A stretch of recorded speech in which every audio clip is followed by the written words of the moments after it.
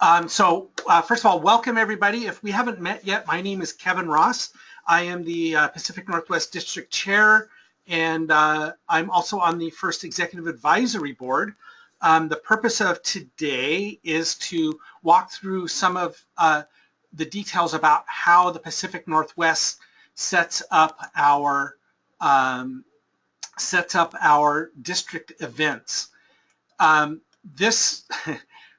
We've gotten asked for a lot of information and for whatever documentation we can provide on how to do it. And honestly, we didn't really write anything like that. And so hopefully between this presentation and my guess is that we'll probably do another one that's probably dedicated to the audiovisual stuff, because that seems to be one of the more important questions that we get. Hopefully we can answer a lot of questions that you might have about how to set up and make a district work. So with that, I need to put that window away and hit the next slide.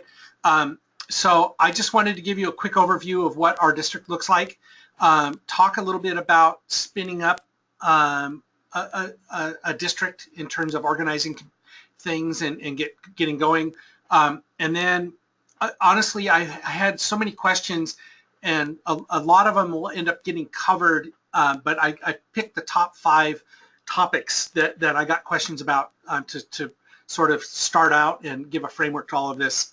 And I am 100% interruptible. If you have a question, unmute your mic and ask away. I will not be offended in the slightest. I have no illusions that I am the reigning expert nor the source of perfect information. So if something came across that you didn't understand, by all means, go ahead and ask. I'd appreciate that, actually. Okay, so first of all, the Pacific Northwest District, in case you don't know what ours looks like, is Washington and Oregon. Last year, these are where all of our teams were, and this map I'll refer to probably a couple of times.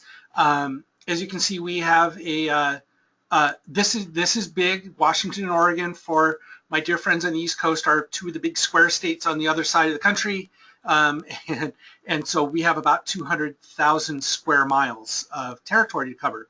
As you can see, we ended up doing 9 district events. Actually, we ended up doing 10. I'll talk about that a little bit later. But the original plan was to do 9 events in a district championship. And I'm going to refer back to this map here in a little bit, but that just sort of gives you sort of a scale and feel of when we get to planning out where our venues and such were. Okay. There were a few folks who are just getting started spinning up a district, and I do have a little bit of advice for you. You know, all of us have run FRC regionals in the past, and I assume that's why you got picked to start up a district. It turns out that you have all of the people that you need to do this. You know, I know that some regionals are sort of divided into organizing committees and a bunch of volunteers, and the volunteers sort of show up at your events. And when you're trying to spin up a district, it sometimes looks like a very daunting amount of work. Parts of it are, but the reality is if you can reach into your existing volunteer base, you'd be surprised at the resources that show up. So make sure that if and when it's time for you to do your district, make sure and let all of your teams know, make sure and let all of your volunteers know, and recruit as many of them as you possibly can. It just makes this a heck of a lot easier to pull off. And there are some things that you just have to let your volunteers own. There's a lot of details. People will pop out of the woodwork. You still need to sort of, you know, keep your eye on the ball and have somebody sort of lead the way. But the reality is that your volunteers can do a lot of stuff. If you can, my probably biggest advice is to find yourself somewhere to work. And what I mean by that is, you'll likely end up building like road cases or need to lay out equipment and get all of your logistics sort of straightened up. These are not one-day projects. They sometimes take several weekends, actually. having a place where you can work will make this go a lot easier. Other districts have done this without somewhere to work. We ended up renting a warehouse to get before we started, and I really think that that's the bee's knees. It's just really a great way to go. You want to find somewhere that you can leave your stuff out, because some of these projects, like I said, take a couple of weeks. All right.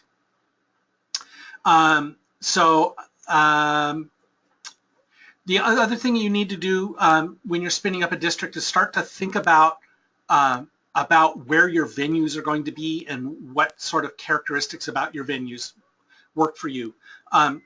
Keep in mind that district play, all teams play twice. So the simple math is you take the number of teams, you multiply it by 2, and you divide it by the event size. And if you end up with a odd hanging number, you sort of need to figure out whether you increase the number of events or increase your event sizes to make room for everybody. For example, we have 151 teams in our district. We're hoping for 160 next year. So with 160, we would need 320 plays. And if you divide that by our 32 team size that we use, it comes out nice and round to 10 events. The other thing, and I'm going to say this early, and I've got a little bit more information about how to actually go about selecting a venue in a little bit, but geography really does matter. And this is something that, for those of you who are used to running regional events, you got to kind of shake your brain loose a little bit. Just because your regional has always been in that fantastic university gym where it's been in the past does not necessarily mean that you really want to do a district event there. So we'll talk about that a little bit when we go to select venues, but I'm now going to jump back to where we located our events. You can see that we found the places where the teams don't have to travel terribly far. We sort of set about a 90-minute maximum drive time for most of our teams, and so that's where our events ended up being. With a couple of exceptions. You're going to always have a couple of outliers that you'll need to deal with, but try and make sure that you're getting your events within a reasonable drive for the teams. That's part of the deal for the district, is that we're trying to keep the costs for the teams down. Travel costs are big, so keep that in mind. All right, let's back up to this. There's a lot of logistics that pop into this, and it's going to take time to build out your infrastructure for this, but the reality is that you'd be surprised how much effort the volunteers are willing to put into this, and they're amazing. So the key is to find volunteers that you trust, that have experience doing FRC events in the past, and let them wrestle through some of the issues about how the logistics are going to work in your situation. Okay, I think the second most important tip I'm going to tell you, though, is the FIRST has actually done a very good job on the logistics package for the FRC regionals, and the closer you can sort of model how FRC does it, the better off you are. You end up with your volunteers are going to know what to do, and a lot of this stuff has already been debugged, and that's sort of the route that we took. There are districts such as Michigan that went a completely different route. If they ever end up doing their own version of this, I welcome them to champion what it is they've done. But the reality is that we decided to try and mimic the first way of doing things, and tried not to deviate from that too far. Among the nicest things that pop out of that is all of the training materials that FIRST has put out, and all of the experience that you've already got with your volunteers applies to your district events. And I think that's actually a pretty important thing. Okay. Hey, Kevin. Yeah. This is Dan. I got a question for you. When you're figuring out the sizing, and how many different district events you need, did you have a requirement where every one of your district events has to have the same number of teams, or can you have one with 32 teams and one with 40 teams? I mean, what was your thought on that? Sure. So when we we try to equally size the events if possible. And you know, if one's got 31, the other's got 33, that's really not a statistically significant thing. But I think, you know, the difference between 32 and 40 is actually pretty dramatic when it comes to the point system. And so there are limits to that. And actually, when we did the, I was on the committee that did the district point system. One of the predicates of that was trying to make sure that the events had roughly the same number of teams. We know that we're not going to get it exact, and there's going to be some extenuating circumstances, but you certainly don't want to get more than about 10 or 15% difference between your events, you know, maybe 3 or 4 teams. So I think, you know, if you had one event that had 32 and another one that had 35, you're probably fine. I think if you had one event that's 32 and the other one 40, as I recall, it kind of monkeyed with the math a little bit. Did that come out clearly?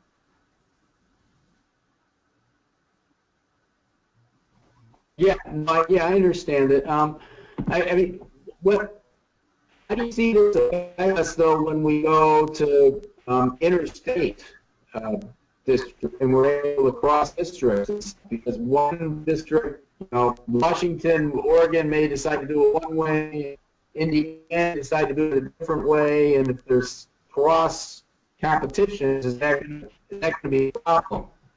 Yeah, you know, and that was one of the things that we had discussed in the inter-district play task force, and was actually one of the several bullet points that made us sort of stick with what we had last year, where the points don't cross over yet, because we still haven't figured out how to do that yet. You know, the difference is the difference is there when you look at the numbers. My guess is that in the case of inter-district play, it's not going to be that important, you know, in general. But it is something that we predicated the point model on. And you know, your mileage may vary, because I know that there were variances. I think New England had several 40-team events and a couple of 32-team events. So it is possible, and but your teams, your smarter teams will start to realize there are big advantages to going to a smaller event.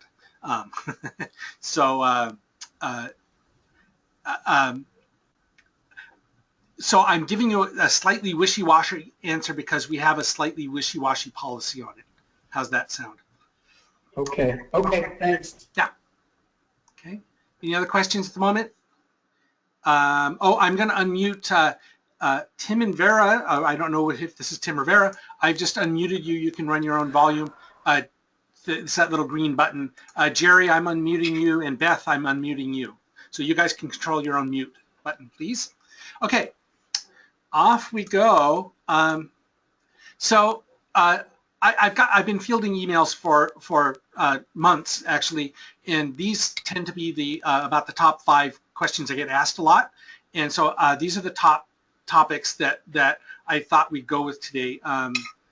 Honestly, we could probably spend weeks talking about this stuff, and I really didn't want to do that to you. So I picked these top 5. If something else pops up that you need an answer to, I'm 100% willing to talk to you about. But these are the 5 prepared answers that I ended up with.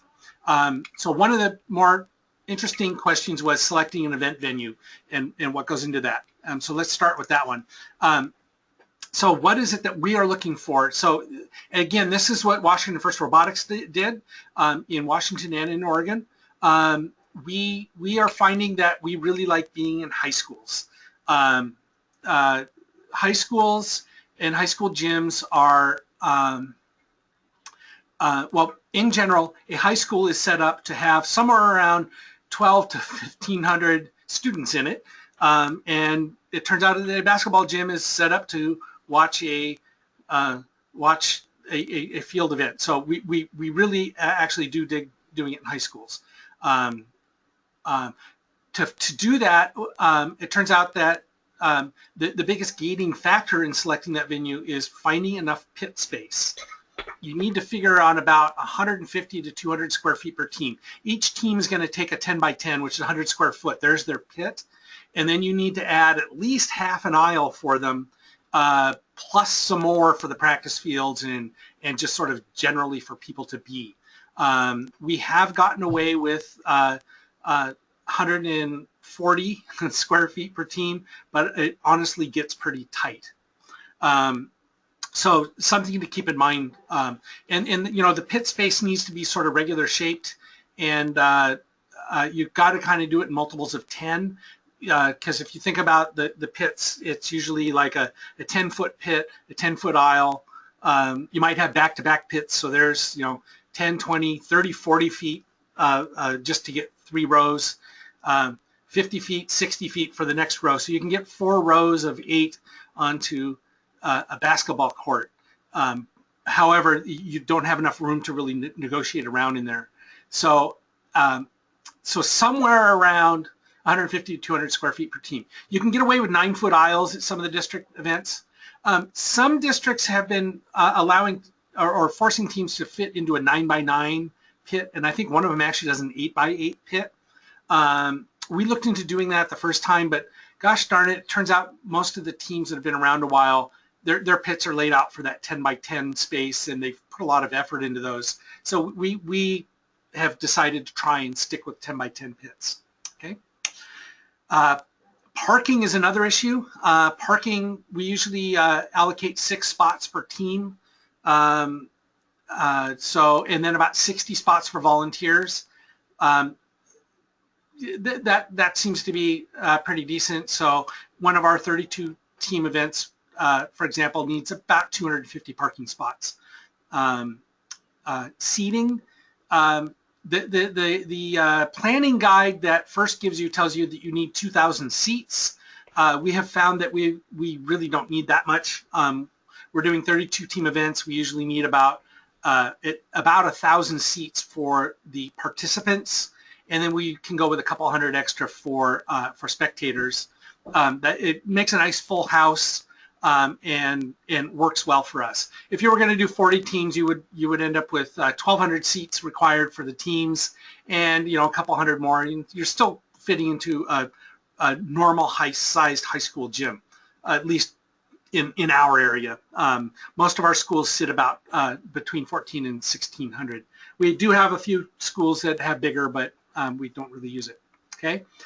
The other thing about searching for a venue is you do need to realize that some of your teams are traveling, so you need take hotels and other services into account. A lot of high schools are very appropriately placed in rural, or not rural, but suburban areas, and maybe away from quite a ways from hotels.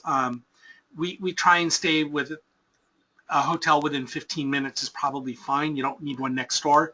But if you're trying to do something in a very rural area, you know, well, the fact that you're going to a rural area means that the teams are going to have to travel to get there, and if your hotels are an hour away, that's probably not going to work. So just kind of keep that in mind. Another thing to take into consideration is scheduling. If you're going to try and do this on a Friday and a Saturday, 7 of our events were Friday, Saturday, 3 of them were Saturday, Sunday. Remember that you're going to be working into a school day, and it works fine. You would be surprised how well it works. It scares the crap out of the schools when they first hear that you're kind of bringing an extra 1,200 students to them on a Friday. But it turns out it's worked out well everywhere we've been so far. Usually the biggest problem is parking. And once you can overcome the parking issue, the schools are generally pretty decent with doing Friday and Saturday events. You may need to come up with a way to control access to the pits for students. And a lot of schools would actually prefer that we wristband everybody. That's a pretty common one. And be able to identify our participants versus their students, so we know who is in charge of disciplining that young person who just decided to do something weird. Okay. The other thing that we do when we select our venues is we really, really like it when there's an FRC team at the venue. So we try and make sure that we're picking schools that have FRC teams at them. A, they know what's going on. B, they come with a sort of built-in set of slave labor for setup and teardown.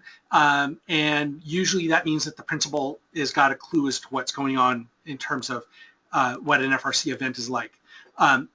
Having the FRC team be the one to request the building usually will get the building use fees waived, which can actually be a substantial budget number for you. Okay.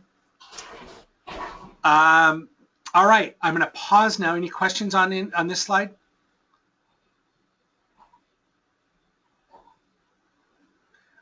Lana has got a question, and I'm going to open my question window. Oh, wait. There we go. Hi, Lana, can you say something? Can I hear you? I can't hear Lana, so and you're unmuted. There is a question box in the chat box if you want to type a question in if you don't have a microphone. I have a question about that. Oh. Yeah, go ahead.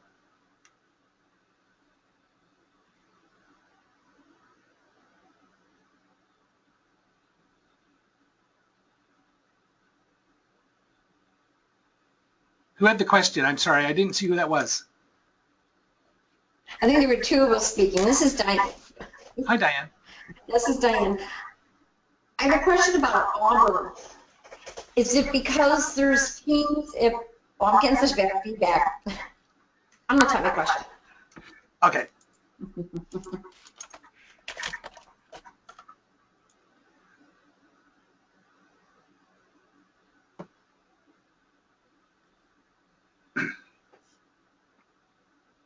By the way, I think the feedback is because nobody is muted their computer. So if everyone hits their mute button, I think they'll make the feedback go, but everyone has to do it.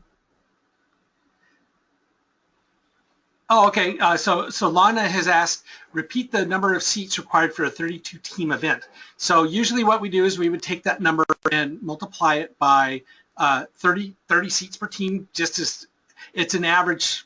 You know, we have one team up here, it's got like 160 kids on it. We have a bunch of other that have like 12. So we just sort of went with 30, and it seems to be working out pretty good. And that gets us to 960 teams or seats per event. And then we need to add about 100 seats for our volunteers. So now you're talking about somewhere around 1150 or 1100. I'm sorry, 1,100 seats, and then a couple hundred seats for spectators. Diane is asking, you have 2 events in Auburn because there are 2 FRC teams. Do you have other schools? Do other schools mind not having an event at their school, or is the venue a good location for the neighboring teams? Yes. So we have 2 relatively large schools in Auburn, Washington.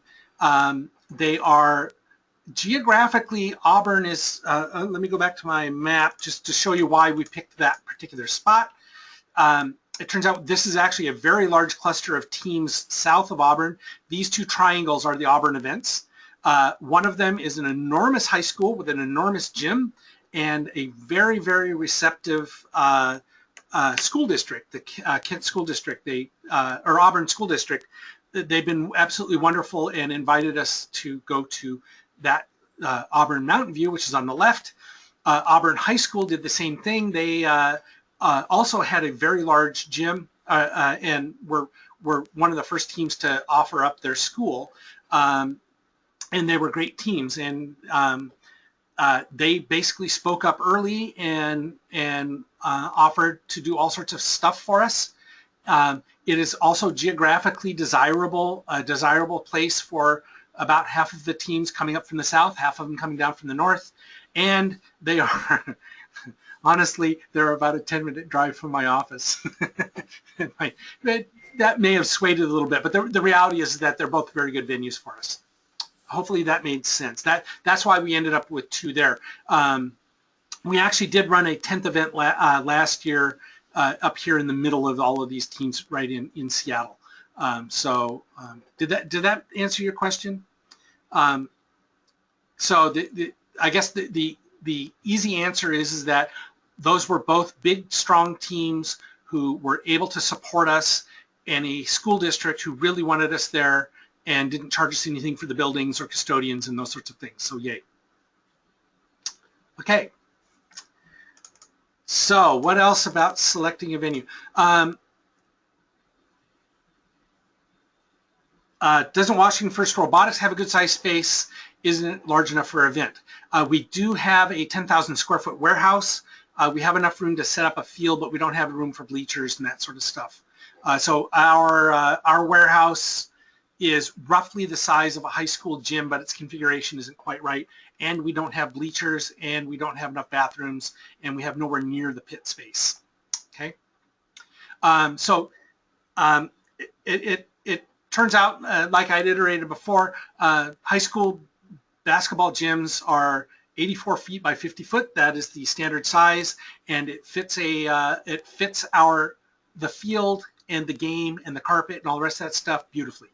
And so it is a known quantity, it is a known size, and it's got bleachers around it. That's why we really like it. You know, other people have done events in other venues. I think Javits doesn't even have bleachers. I think they just have chairs on the floor. But the reality is that the high schools are designed for us. They're designed for the kids to be there. There's a place for people to eat, the cafeteria. There's usually enough parking. They're inexpensive, and it just works out really well. One of the things that when you're selecting a venue, now high school designs are all over the map. Some of them are on multiple floors, some of them have stairs, some of them have ramps. This is where you actually have to go evaluate each school and figure out what the layout is. We avoid elevators like the plague. It's a bad solution all around. So I would highly recommend, if you're looking for a venue and somebody says, oh yeah, we just have to take the elevator from the 3rd floor to get to the pits, you're kind of asking for trouble, in my opinion. It isn't a good setup. Let me go to one more slide. In order for us to find our venues, we literally looked at hundreds of high schools. There are 429 high schools in Washington State. I bet we looked at 200 of them. A lot of it was just done with aerial reconnaissance, and I'm about to show you this. So I know everybody here are probably partial to either Google or something like that. However, if you are not using maps.bing.com, you are missing out, because this is by far the best mapping program for this. Let's go look at Skyline High School in Sammamish. Okay, so here it is. Now the beauty of Bing, and I apologize that you're about to get a whole bunch of scrolling and stuff. The really nice thing is if you turn on bird's eye view for most areas of the country, you will get this wonderful, come on. Did I not hit bird's eye? There we go. So here is Sammamish High School. It's one of the schools that we're evaluating, and this is going to clear up. There we go. I'm going to give this a sec to get back to you guys. But this allows you to sort of evaluate schools without even actually going there, if you know just a little bit about the school. So this is a school that we're trying to get into for this year, so that's why I picked it. I already know that this school has about 1,800 students, and we also heard through the grapevine that they have a lot of gymnasium space. So I can go to this and from the air you get pretty good at this after a while. This is their main gym up here on the left. This is their auxiliary gym, which is just as big as that, and it turns out they have 3 other auxiliary gyms. This place has a ton of gym space, which is exactly what we need. It's also, you can tell the gym complex is fairly well segregated from the instructional classrooms, which makes this probably a reasonable venue to look at in terms of finding to being there during the school day. I'm going to zoom out one. So I see one issue with this thing as I look at it is that They have parking, but that for a high school, this is not a lot of parking, so I know that we're going to have a parking issue, but I can do that just by scanning from the air, and so I know we'll have a parking problem. I'm going to spin the picture around to the other side so I can, whoops, sorry about that big zoom, I'll give it a sec to catch up. I can see that I'll be able to bring my 53-foot semi-truck that we use. We'll be able to bring it right down the access road and right alongside, and I know that this is the main gym, so I can plan that out. So it looks like I have good access to the gym to get our materials in. So yay, the only problem with this building at the moment is probably going to be parking. So anyway, you can actually do a fair amount of reconnaissance using maps.bing.com just to kind of scope out sort of the lay of the land. I'm going to zoom out here a little bit. So I know I have a parking problem, so now I'm going to look for auxiliary parking potential. There's a church across the street. There's a big parking lot. There's another church on this side, so that's got good parking potential. I know these are churches because I already looked at this map before. Turns out right up the street is another big parking lot. It's a private high school, but we can talk to them to find out if we'll be able to use that parking. And again, the reason I know that we're going to have this problem is this is a high school that has not enough parking. And I don't know how else to explain it other than I'm just good at this. You'll get used to knowing how many which schools have abundant parking or not. Okay. So anyway, this is a really great tool. Look up the schools beforehand. It saves you a lot of time on site visits. You can rule out schools very quickly, especially when you get into urban schools if you're trying to find parking and those sorts of things. Okay. How am I doing? Any questions at the moment? So if you look on the first website, here it is. I don't know if everybody has seen this yet or not. If you go to First Robotics Program, FRC, you can find the Regional Planning Committee Guide, and it turns out there is a section for districts. It's based on the big Regional Planning Guide. A lot of the things are kind of similar. We've got the guide itself is pretty useful. There's some stuff in here that we don't do, but it sort of does give you a few checklists. And I apologize for scrolling the window on you. I'm trying to cut down to their, they have a sample budget. The number turned out to be about the same as our costs, but the details are a little bit wonky, but it gives you some at least starting numbers. Each one of these events, when you factor in our overhead and transportation costs and my staff costs and stuff, that comes out to about 25 grand an event, between 25 and 30. And so their number is generally good. The actual details vary wildly. The other nice thing is they have a section on selecting venues that's got a pretty decent, hang on one sec, I apologize for scrolling on you.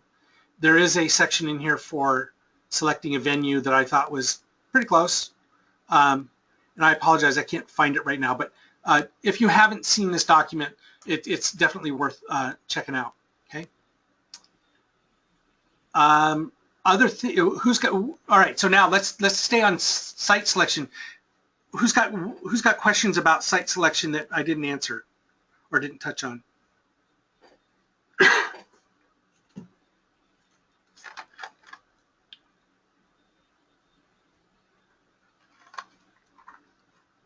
None? Oh, seating arrangement. Yes, and I have pictures. Stands versus open floor. So let me grab up my pictures. The stands versus open floor for seating, I would definitely go with stands. And one of the reasons that we do our events in high schools is that they are already set up to do a sporting event on an 84 by 50 foot field. I'm looking for just some examples real quick. That's not what I wanted. Hang on a sec. Somebody has rearranged the photos on my website and I can't find anything now. Yay. So let me get the picture of our venue. There's one in here. Spectators, so here's how we set up a field. So this a lot of times it sort of looks like a regional. We use pipe and drape across the back, and we've got seats. The gym seats are. I was hoping there was a picture of the whole venue, and I apologize. This really looks messy on your screen. I realize that, but so this is a single-sided event. You can see that if you're in a high school gym, beautiful stands, awesome. Everybody can see. Everybody's got somewhere to sit and put their feet down. You don't have to screw around with chairs. You don't have to screw around with just sitting on the floor. So I'd highly recommend that, looking into that, making sure that you can do that.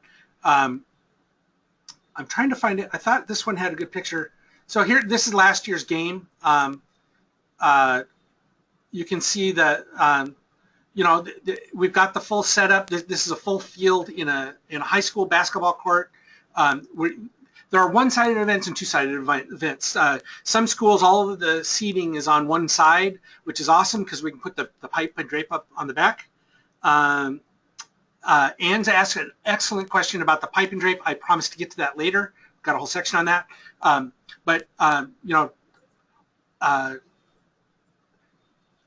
I guess my point here was to show you that you can actually make this look a lot like a regional for the cost of the pipe and drape, because and a first banner, and it ends up with the only thing that's really missing out of this is the lighting, the stage lighting, and it's very expensive to do stage lighting. Gymnasiums never have enough power, so but you can get definitely the look and feel of an FRC event. Okay, so hopefully that answered the question about stands versus open floor. So, and I promise to get back to pipe and drape here in a minute. Okay, so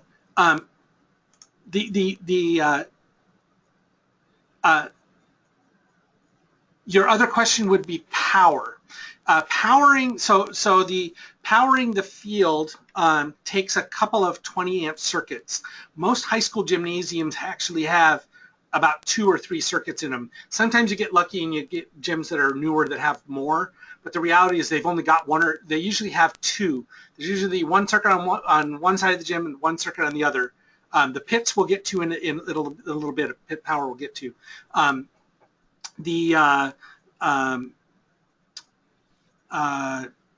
So I guess the key point is that if you're planning, don't plan on setting up lighting trusses and that sort of stuff in high school. It just doesn't work.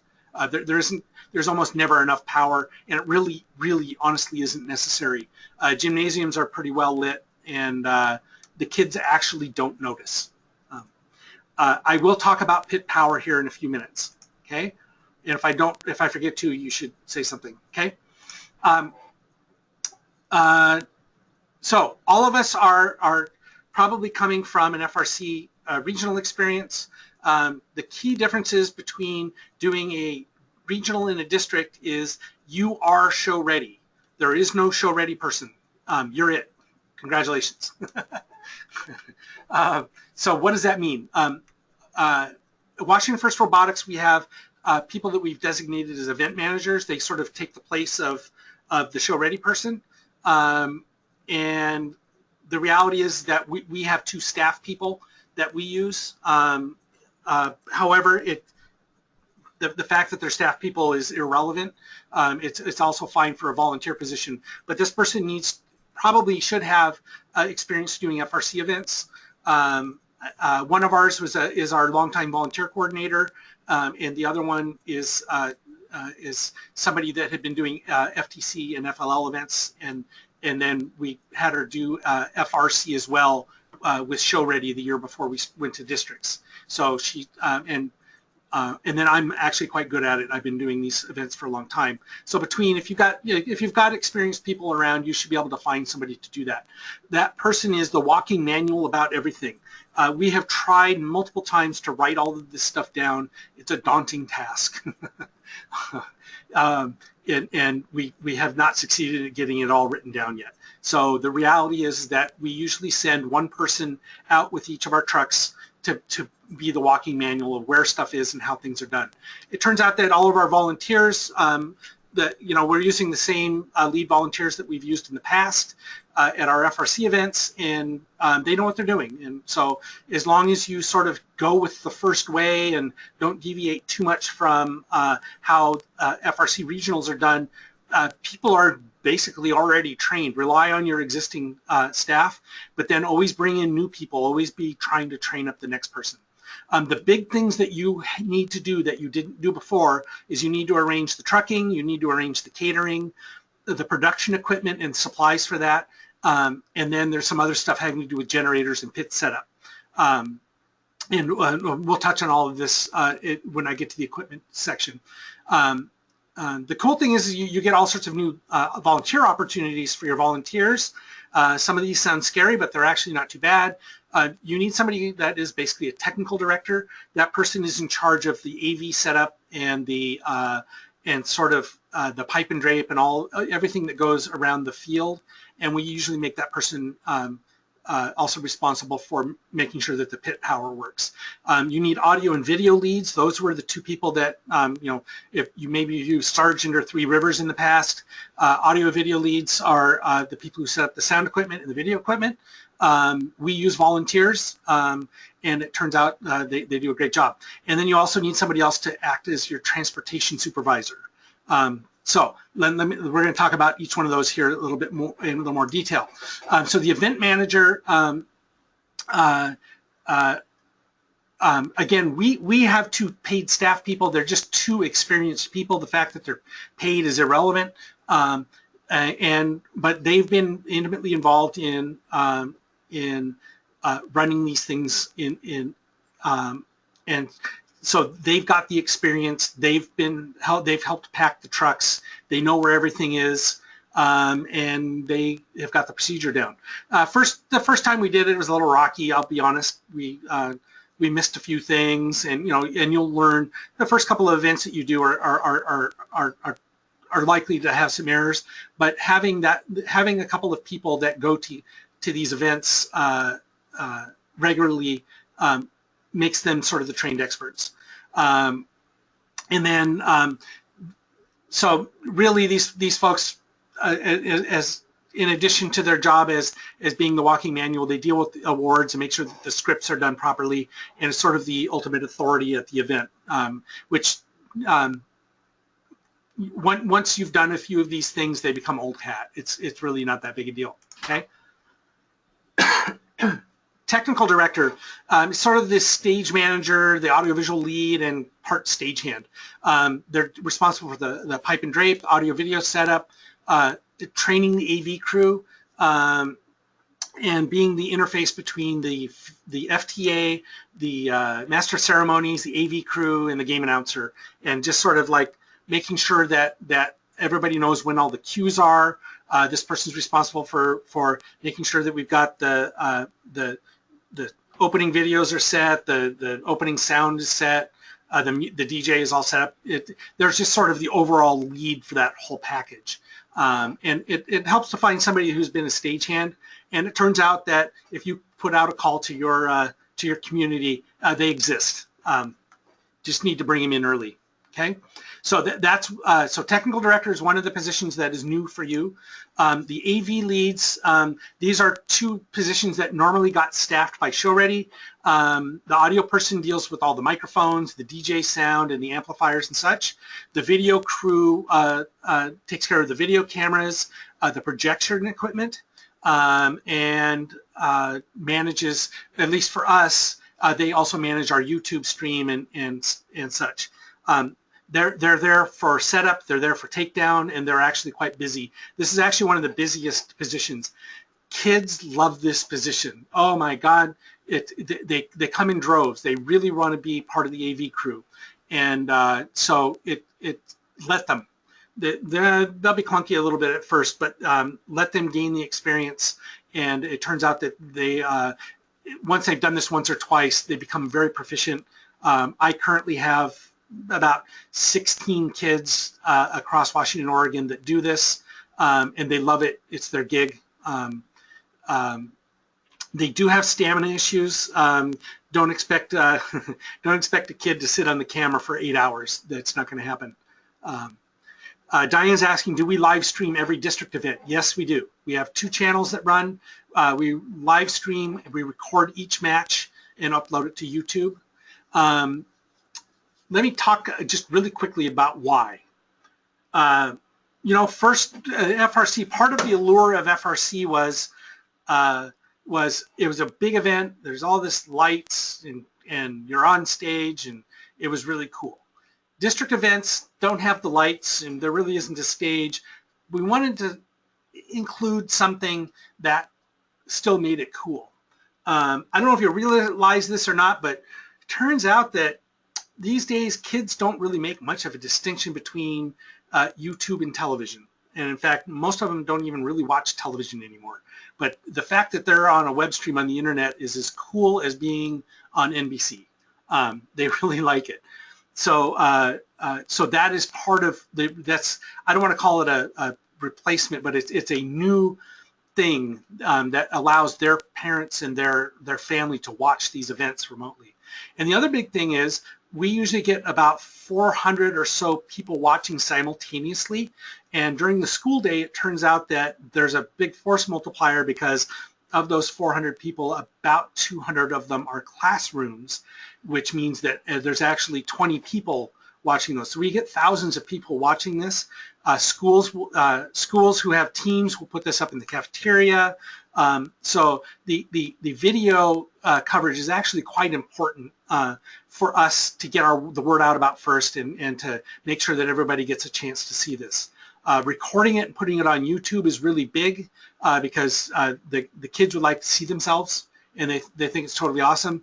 We can upload it to YouTube, and they don't have to watch commercials, and we trim everything down so they can find the match that they were in.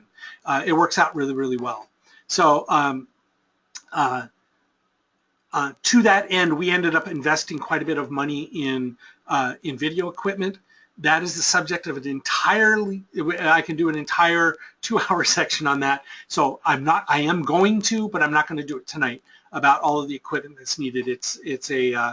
I will do another one of these specifically for your production people, and we will talk about all of that stuff.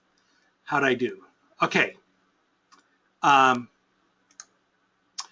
Transportation supervisor. So you are now responsible for getting your crap to the school, and having somebody in charge of figuring out how to do that is actually a very important position, and you need to come up with a trucking plan. And so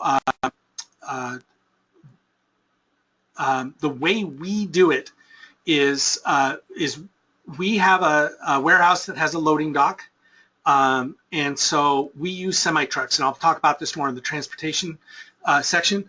But basically, our transportation supervisor and our staff have worked out a schedule and worked out the comings and goings of these semi-trucks that we use to move stuff around. So every week, the transportation supervisor comes back and on like Tuesday or something, replenishes the truck along with the volunteer coordinator. We leave the stuff that we need to replenish at the back of the truck. Volunteer snacks, putting on the award package, which is actually quite large. We replace anything that's broken, and then the trucks turn around and leave again. That's how we do it. Some of the districts are using pods, which is another way of moving things around. And so if that's the route that you decide to go, your transportation supervisor will need to replenish the pod for the next event, however that needs to be done. or arrange alternate transportation for things that need to be replenished.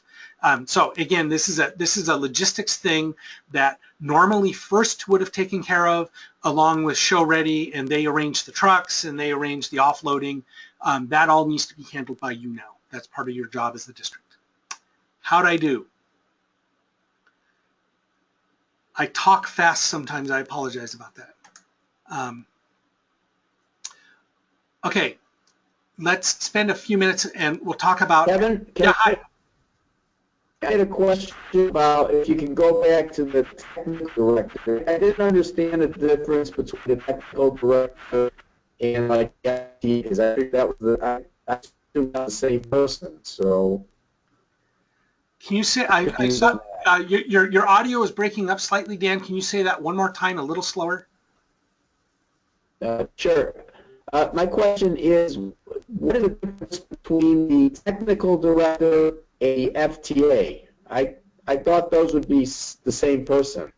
Got it. The technical director is responsible for everything around the field that has nothing to do with the game. How's that?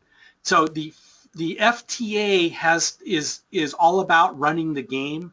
The technical director we'll call it, or you can also call it stage manager if that terminology works better for you, is responsible for all of the production stuff in terms of the audiovisual package, the pipe and drape package, and that sort of stuff.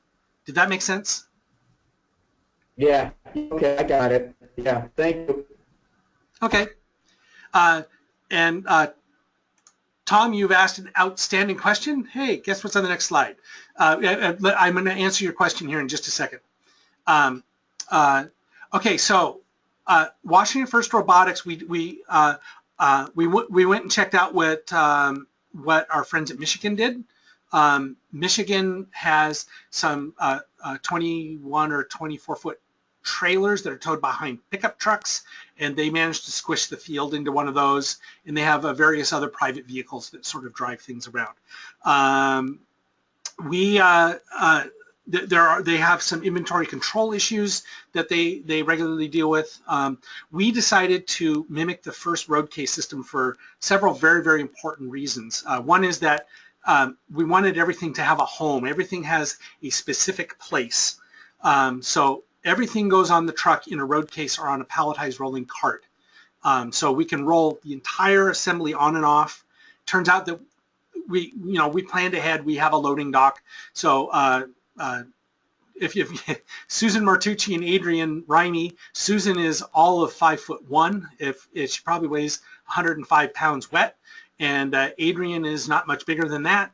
They can actually load and unload the entire truck by themselves in about 20 minutes. So that was, and so those are my two staff people, by the way. And so we thought that being able to get everything on and off, and being able to get it out of whatever transportation mode that we had and into the building and to where it needs to be on a rolling cart was better than trying to hand carry stuff. And I believe that we've proved that that works really well. We also decided that if we went with the FIRST road case system, which has been fairly well debugged, and that was the right way to do it. We even used the same case numbers. We have our own case numbers that start, I think we started like case 50 and above are our case numbers. All of the FIRST case numbers are below 50. That way we don't have to write our own manuals about where things are. We have a couple of specialized containers I'll show you in a little bit, that, but for the most part, the FIRST manual is our manual, so we don't have to duplicate that effort every year. And then it turns out that FTAs and field supervisor trainings that FIRST hold apply to our truck just as much as they apply to an FRC truck. And it turned out we had to bring in an FTA from out of the area because our FTA went to help out another region. So we had a guy come down from Canada, and lo and behold, he knew exactly what to do because we have exactly what he was expecting. So totally two thumbs up on mimicking the FIRST road case system. I believe MAR and New England are doing the same. I think everybody should. We did build custom cases for things that are not on the first truck. We have AV and pit admin supplies and volunteer supplies. The really key important thing is everything has a label on it. In fact, every one of our cords has a label with a bin number on it that tells people where it belongs.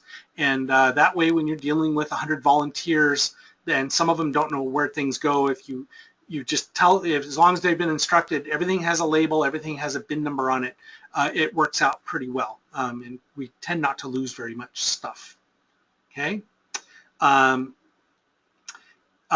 Diane is asking, so you have a separate road case for volunteer coordinator and judge's room. Actually, it turns out that we consolidated them, and that was just a lovely segue for me to bring up my my website. Oh, that's not it. Hang on a sec. I've got it here. Well, let me try this. And you guys are welcome, by the way, to access this. FRC, firstwa.org, FRC districts. We'll probably put this in a more official place later. We have, we have something we call the photo book. It's the road case book of love, is I think what we called it. It is. I thought I'll download the one off the website to make sure it works. Here it is. So this is this is all of our road cases and their contents, and so we're very careful. We have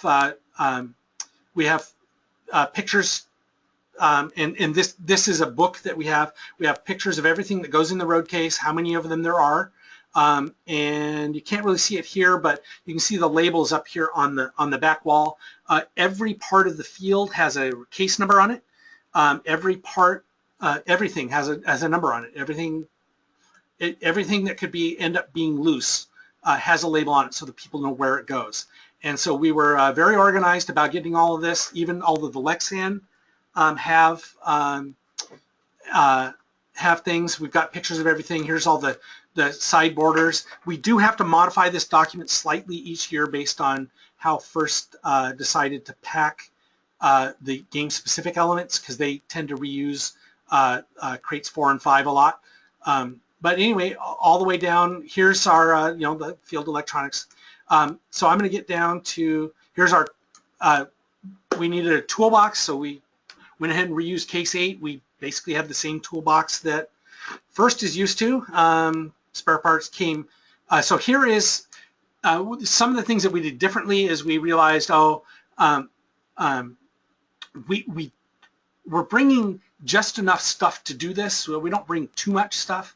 So it turns out that we have supply boxes. You can see them in the left here. These are all the supplies for the pits, and it also turns out that those are the supplies for volunteer check-in and the judging room, and they all go in this one case. There's the printers, the computers are in these bins. And again, you can see everything is labeled. Everything has a spot. Really important to do that. Very time consuming to set up the first time. So this is one of those things that your logistics package, you need to, don't plan on doing it the last couple of days before the event. You're gonna wanna do this. 17 is usually the event office case. That's the first designation for it. We have our radios, and all of the chargers. We bring 28 radios. These are the chargers for them.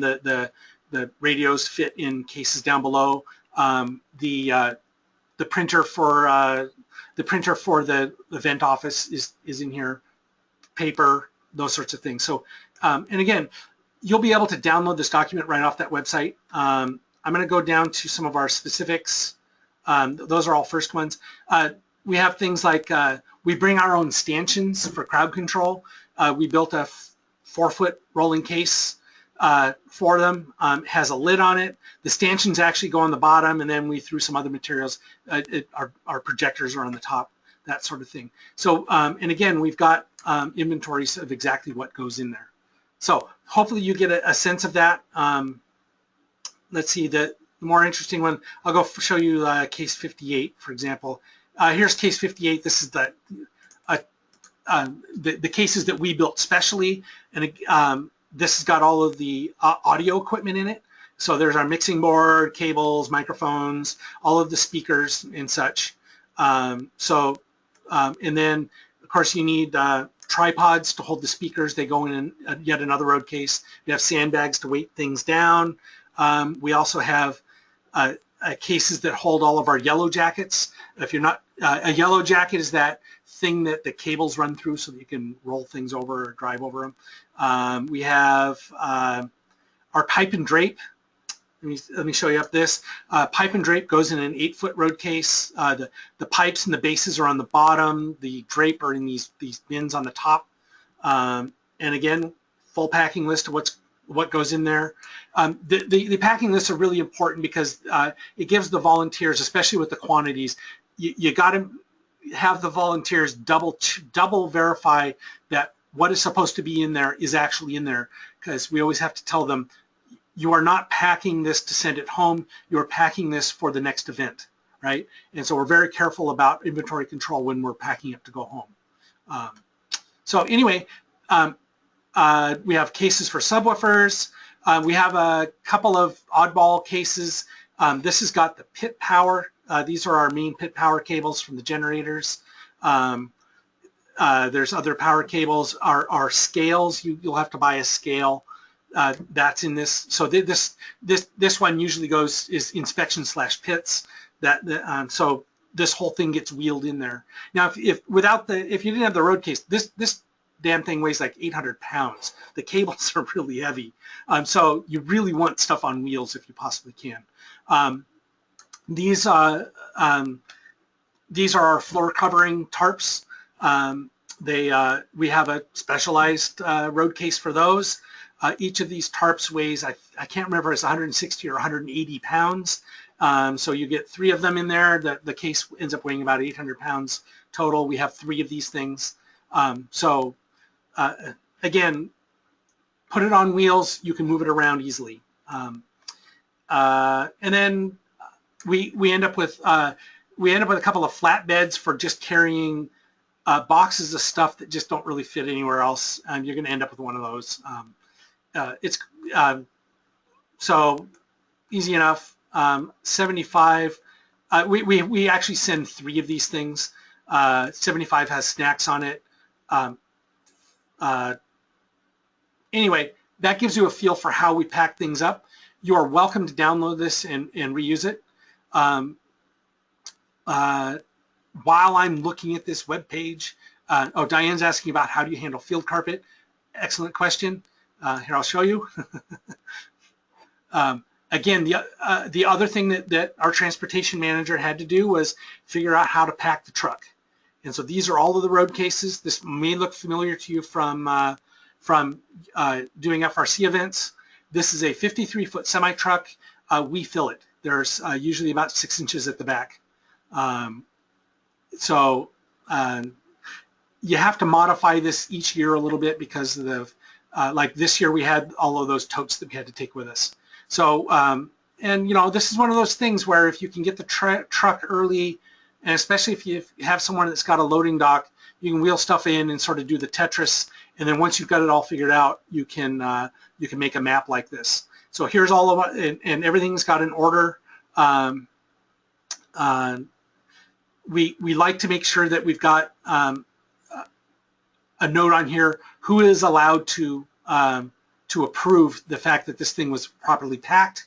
You know, the event manager, the technical director, the FTA, the FTAA, field supervisor, and I'm not sure who KV is off the top of my head. But anyway, that might be me now that I think about it. But anyway, all of this, so we also have a pecking order of who it is that is going to verify the inventory for that sort of stuff. So these are sort of the things that we planned for. And I'll be honest with you, it took a couple of months of weekends to get all of this stuff planned out and carefully thought out and packed up. But once you've done it once, the first time, you know, the second year was way more straightforward. So the initial spin up of all of this stuff, getting all this figured out, is a lot of work. Now, the other thing that we do is that we take pictures. Once we've got our loading map, so we take pictures of every row, and then we start showing where we're strapping things. If you've never dealt with a semi-truck before, these are tie downs. They're called E-track tie downs. They're sort of an industry standard thing. The tie down straps usually don't come with a truck. You have to buy them, but you can get them at Harbor Freight or online. They're relatively inexpensive, but you need to get the E-track ones. But anyway, you can see how we park things on the truck, how some things need to get strapped to the wall. And so, and this is a document that we give the people who are loading the truck, loading and unloading the truck, and it's every row is just one after the other. You know, we're sure to call out when we need something positively strapped to the side of the truck so it doesn't shift. Remember all the totes? There's all of our totes. We put those on flatbed carriers. There are 2 of those, and there's another one with garbage cans and the yellow totes. These are our floor coverings. Again, these are all strapped in. So somebody was asking about the carpet, is why I'm headed down to the bottom of this. There are a couple of ways of dealing with the carpet. We did a lot of thought on it. The first year we realized that we could actually pick the carpet up with a forklift and have a bunch of people sort of manually shove it off to the onto the truck, and we did that manually, and it was scary, and we vowed never to do that again. This year we bought a thing called a carpet pole, and it fits on the end of a pickup, on the end of a forklift, and the carpet pole we take with us. That's this thing up here. I think we have a side view of it. We don't have a good side view of it. However, if I go back to my website, I'll show you what a carpet pole looks here in just a sec. We take the carpet pole with us. We rent a forklift, and I've gotten ahead of myself. My presentation actually has the info on this. Let me show it to you. Okay, so let me pause on the carpet pole. I was replying to a question here. So let me,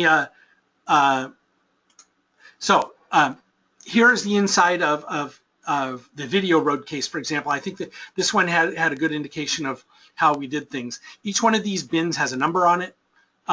It actually has a road case that it belongs in and a number. So like this is bin 57. This is road case 57, by the way. This is bin 5706. That's bin 5705.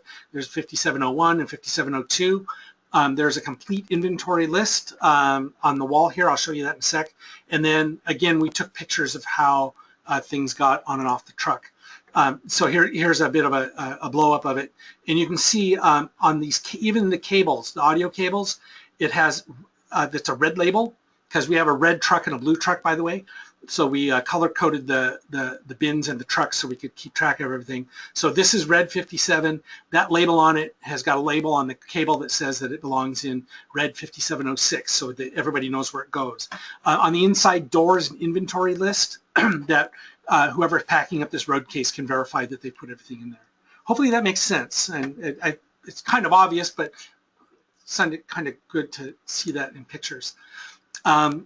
Let me talk, so there was a question about how we do the trucking.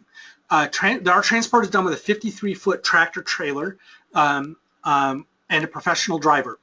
The reason is this is about this is like a 20,000 pound load.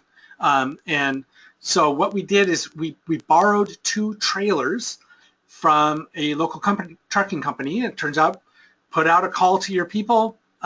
Trucking is one of the biggest industries in the country.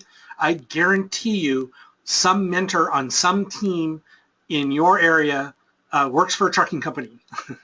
It turns out that even if you had to rent one, it costs like $400 a month, or it might even be $300 a month to actually rent a trailer. And then they usually charge you about a nickel a mile. And even in the worst case, it would have cost us less than $2,000 to rent the trailer, okay? So the trailer is independent of the truck, and the truck is actually pretty reasonable, and places are pretty competitive. Trucking is a very competitive business. you can call and get bids from a trucking company, and you tell them, hey, I need to go from Kent, Washington to Auburn High School. It's not very far down the road. The truck needs to stop for 2 hours. We're going to unload it, and then you're going to take the trailer away, right? And it basically costs us $400 for that trip. And they'll come back on Saturday night and pick it up. So it costs about $800 round trip. Not bad. If you had to rent a truck, if you tried to do this with like a Hertz or a Penske or some big rental truck, it's going to cost you a couple $100 plus. It's going to cost you. Well, the reality is you're not going to get everything in one truck. So you're going to either have to make multiple trips and get charged mileage for it, or you're going to have to rent multiple trucks. This just turned out to be a lot easier.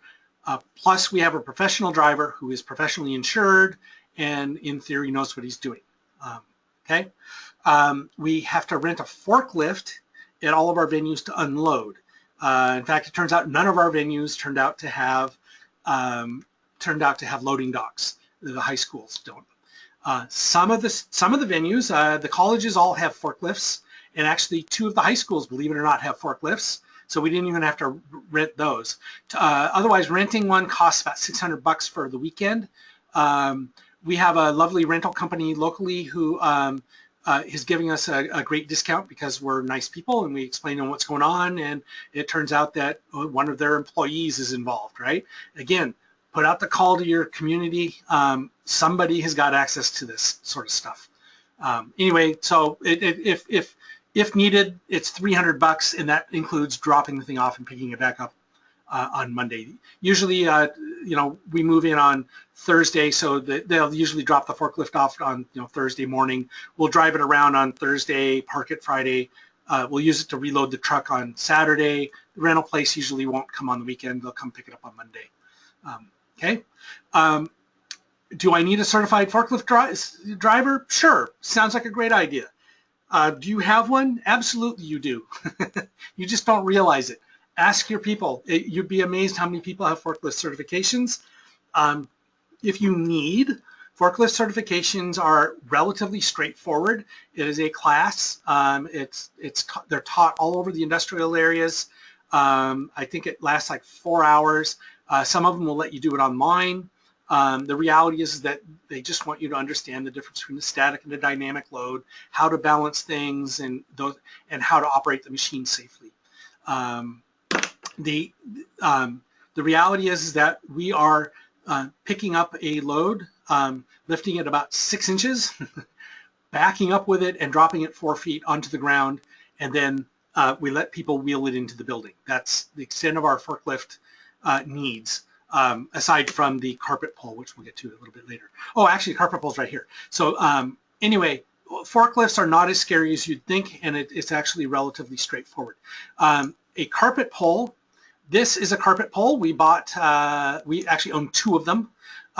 They cost about $700 plus shipping. I think it probably came out to close to $900. You might be able to get one locally. It fits on a standard forklift. This is a standard class 2 carriage for a forklift. Most 5,000-pound forklifts have a standard class 2 carriage. Really straightforward. As you can guess, you poke this into the center of the carpet roll and you can pick up the carpet roll and move them around. Works great. Other people, another option is to just buy carpet for every event. We use our carpet twice and then give it away. Your mileage may vary on how you decide to do that. So if I go back to my other web page, so in order to get the carpet up on here, we used the carpet pole.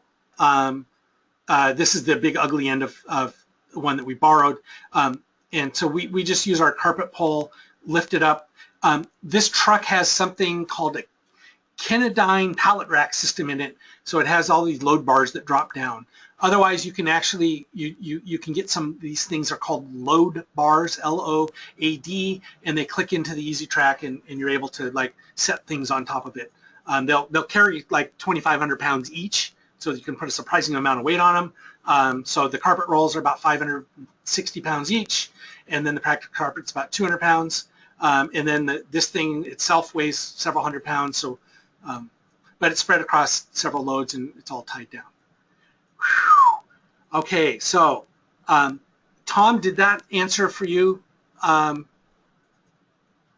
Did that answer for you how I got my long-term access to our trailers? Oh, by the way, so the deal I have with this trucking company is the 3 days before our, or actually a week before our first event, they very graciously drive over 2 of these big 53-foot semi-trucks. Then they come and get them about a month and a half later. And they're very, very nice about it. They did, the way our thing worked out, they did have a requirement that we use a specific trucking company to move the trailers because of how their insurance works. And so, yay. And it turned out that these guys are pretty reasonable and they're very nice. And once you start explaining them what they do, what you do and how you do it, the truckers absolutely love getting this event. The first time through, they weren't too wild about having to work on a Saturday night, but once a lot of them actually now bring their families in their trucks and they show up early on Saturday afternoon to watch the finals, and then they hang out and we let them eat with the volunteers. We load them up and then they take the trailer away.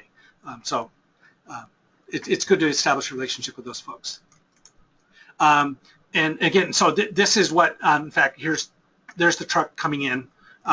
So that's what a 53-foot container truck looks like. And again, we ended up with 2 of them. Trophies is something that you're going to need to deal with no matter what. We built a flatbed for the trophies. This is what an awards package looks like.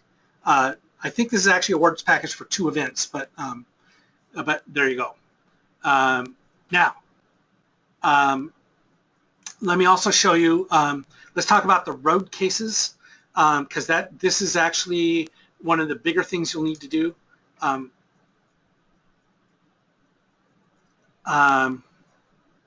John, yes, I will. I'm going to come back to you on how to, John has asked, can you discuss the specifics of choosing venue on geographic locations? Texas is big. Yes, I'm going to come back to that after I get done with this section. So I've shown you all of these fancy road cases and where they go. We built all of ours, and it turns out that, again, put this out to your mentor community, to your volunteers. Make sure that the teams know what's going on. Turns out that teams have shops. Some of them actually have CNC flatbed routers, which is even better. But the reality is that we just used a bunch of volunteers. There was a good group of students. There was a good group of mentors. Took us a couple of weekends. It was surprisingly more work than we thought it was going to be. We thought we could pound them out in a day. It actually took a couple of weeks. And by the way, my new nickname, and they actually gave me a nice little box that's engraved, is Kevin 6 more frickin' road cases Ross, because every time I turned around we needed 3 more road cases per truck, which was another 6. And so you will start finding needs for extra road cases as you go. You're welcome to start with our list to see if that gives you any sort of inspiration on how we decided to pack things up. But this is how we built them. Okay, they cost about $300 a case. The $300, it's a couple of sheets of plywood and the aluminum. The aluminum and the hardware sort of added up. There you go. Okay. Tom is asking, are we storing our equipment long-term in the trailers? No, we don't. Other people do. Other people are storing theirs in pods over the season. We don't. We have a warehouse, and I think I have a picture of it coming up, and I'll show it to you in a sec. Oh, maybe I don't. Okay, well, let me get through the road case thing. The key to the road cases is you only ever want to do this once. So make sure that you get good road case material. Specifically, we ended up getting a this is from Home Depot. They have a plywood called Sand, S-A-N-D-E plywood. It's actually a hardwood plywood from somewhere in, I don't know what the hardwood is. It's actually nice looking stuff, but it's more of a furniture grade. It's got multiple ply layers, and it usually doesn't have void problems, which if you're a woodworker, if you buy cheap plywood, sometimes there's nothing in there. It's just a hole. And so we got, and it's also sanded so that you don't get splinters, and it's ready to be painted. Highly recommend painting your road cases before you put them together. And use a floor and patio paint. There are times when your road cases are going to be outdoors when it's raining, and that's really important. Okay, so so we went with good quality materials. If you're going to buy a lot of this, and you are, go to the pro desk at Home Depot and tell them, explain to them what you're doing, and make sure that you get a better price. We got a much better price than this. I think we paid about 28 bucks a sheet for the 1/2 inch, and about can't remember what we paid for the 3/4, but it was we saved several $1,000s on that. Okay. The other thing is that you want good quality hardware, especially the casters, and you want casters that you are going to be able to reproduce and buy again. So don't cheap out on the hardware. This is the website that we got ours on, and actually this is the stuff that FRC uses as well. It's good, reasonable case hardware. And you can find all the little latches and all the rest of that stuff. Okay. This document, by the way, this PowerPoint will be up on that website when I'm done, so you'll be able to find all this stuff again. The road case design you will find on the FRC website, and I had it, here we go. If I back this up, here are the road case drawings for the 2 long ones. You can also ask Derek Foster for the other road cases. They had a selection of them. We used road case 500, although we modified it to make it a little bit taller.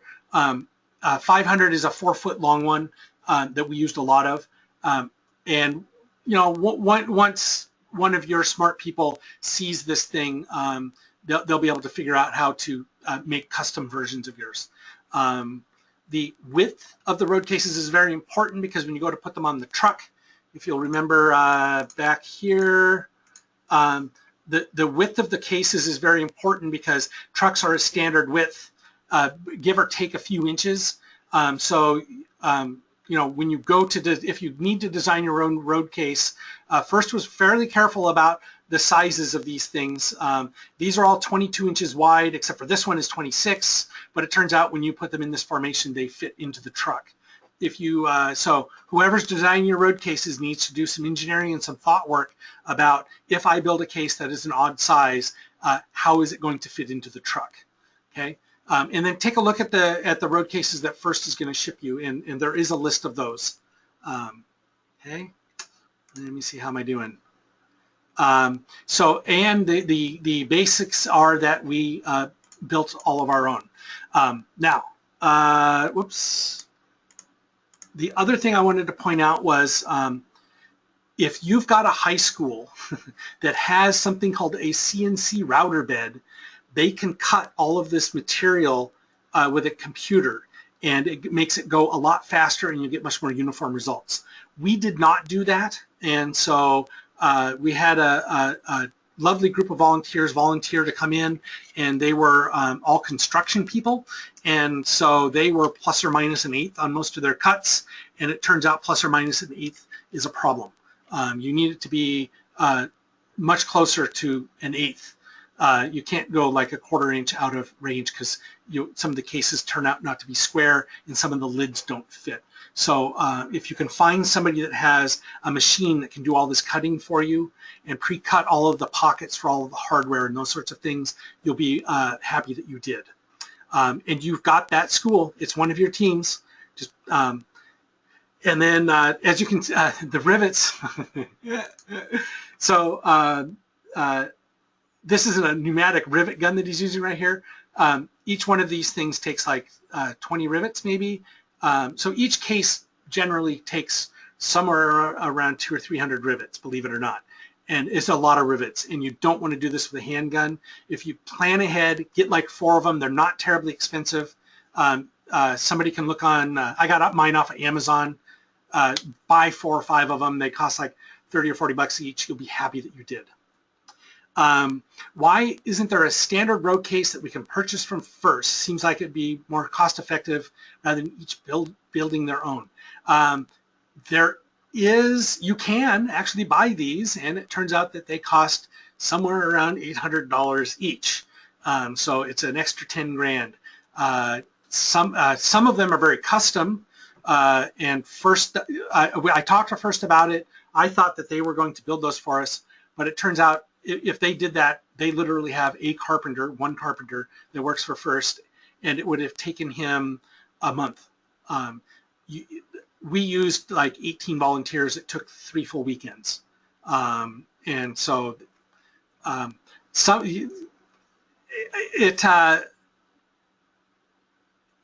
guess that's sort of where our discussion about them building us road cases ended up. I hope that makes sense. Okay. All right. So that is that. And I am wondering where the rest of my slides are. Hang on one sec. Let me see. For some reason, I am not seeing the slides that were supposed to be on the end, so we are going to do this in the point and click. My computer didn't sync. I'm hoping that the slides didn't get trashed when I saved this one. Okay, well, anyway, the other thing I wanted to talk about was the equipment that we used.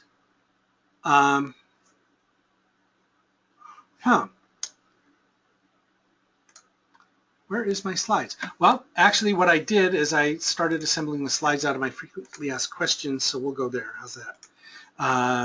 If you go back to SWA.org, FRC districts, I had some slides, but I had actually taken them out of this section. There is equipment that you're going to need that you don't have, and it's almost all of it is what you call production equipment. And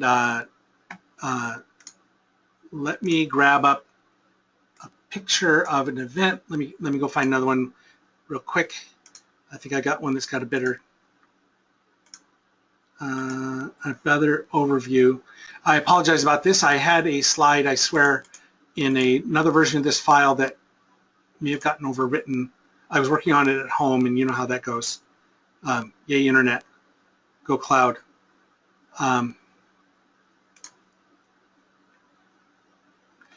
Let's see if I've got an overview picture. We have to do it from last year. Use last year. I want kickoff.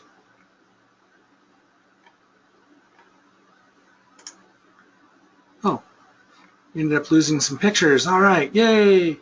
I'm looking for, crap. I had some lovely pictures to show you, and I'm going to fake it by showing you, okay. So the production equipment that you don't own.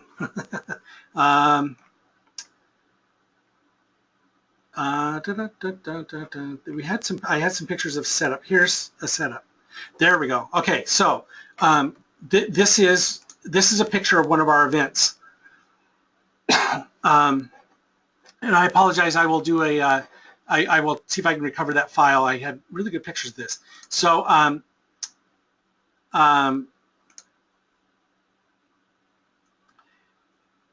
you can see the floor coverings, and the floor coverings are underneath the field. And those floor coverings were those tarps that I showed you. I have details on the tarps I'll show you in just a few minutes about the floor coverings. You can see that we have audio-visual equipment. You can see the speakers on stands over here, and we have these subwoofers. And again, I'll talk to your production people about that, about the specifics of all of that. But I just wanted to give you a feel for where things were. So you know, we've got audio that heads out to the audience.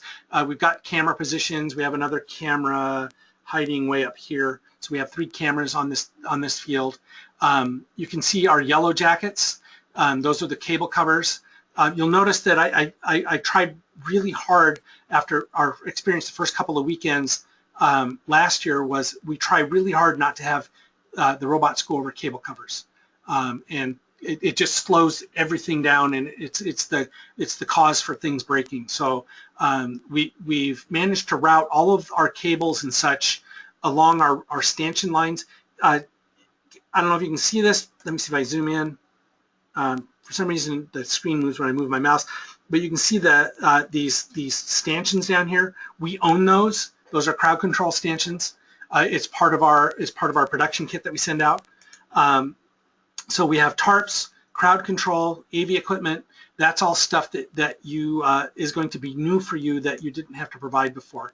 In the background here, you can see that pipe and drape stuff, and I'll talk with you more about that in just a sec. And you can see that aside from that, the field is an FRC field. There's no difference between the field an FRC field at districts and an FRC field at I need to go back up here. There's no difference between the FRC fields between districts and regionals. So none of that sort of stuff changed. One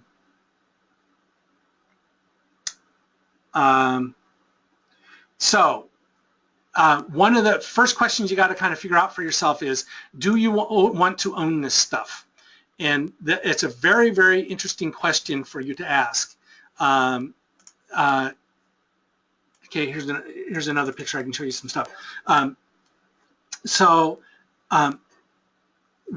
In general, if you're going to use something more than about 5 times, it pays off to own it. For example, these screens up here, if I was to rent those, they cost about between 150 and 200 bucks to rent per event. And if I'm going to do 5 events with them, I might as well just own them. And it turns out, Washington First Robotics, we do like 80 official events and 153 events total during the year. So it made sense for us to own this stuff. If you're only going to be doing 2 or 3 events a year, it may make sense to rent this stuff. And that's something that you'll have to sit down and figure out on your own. See this table back here? That's the AV table. You know, if show ready would normally show up, sergeant or somebody would show up about that stuff. And that's all equipment that we own. It turns out AV equipment is terribly expensive to rent, and it's relatively inexpensive to buy. It's just now you got to store it. The pipe and drape that you're looking at is 16 feet tall. And we own that because we use it at all of our events, and we end up using it for FTC and FLL as well. So all of the pipe and drape we own, and we have a road case for it. The screens, the screens we're currently doing rear projection. We also have projectors that we also have screens that'll do front projection.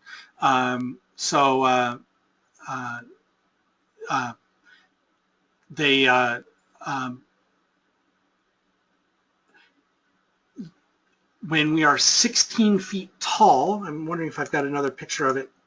Here we go. When the screens are 16 feet tall, or the pipe and drape 16 feet tall, this screen is 10 feet wide and it's 7 foot 6 inches down. And that means that the bottom of this is at about 9 feet. And so when you rear project, our projectors are up on tripods in the back, and people can walk freely underneath the projection. You don't run into that problem. So that worked out pretty nicely. The banners first provided us a banner. I don't know whether they're providing to everybody, but first did provide us the banner. And here again, you can see our crowd control stanchions. You know, some people use pipe and drape there, and that works acceptably as well. We ended up liking this retractable stuff it's easier for us to pack it away. All the pipe and drape fit into one of those road cases. We have 120 feet of it. So now you're wondering, well, how the heck do you go about buying that? Hey, look at this. If you go to FRC districts and look in the FAQ, and you look under pipe and drape questions, I've got a whole bunch of stuff there. Our shopping list is here. The website of where you buy it is there, and so we used 120 feet Well, actually, we have 130 feet, but we always bring in extra upright and extra what they call a drape support, and then we also bring extra drape.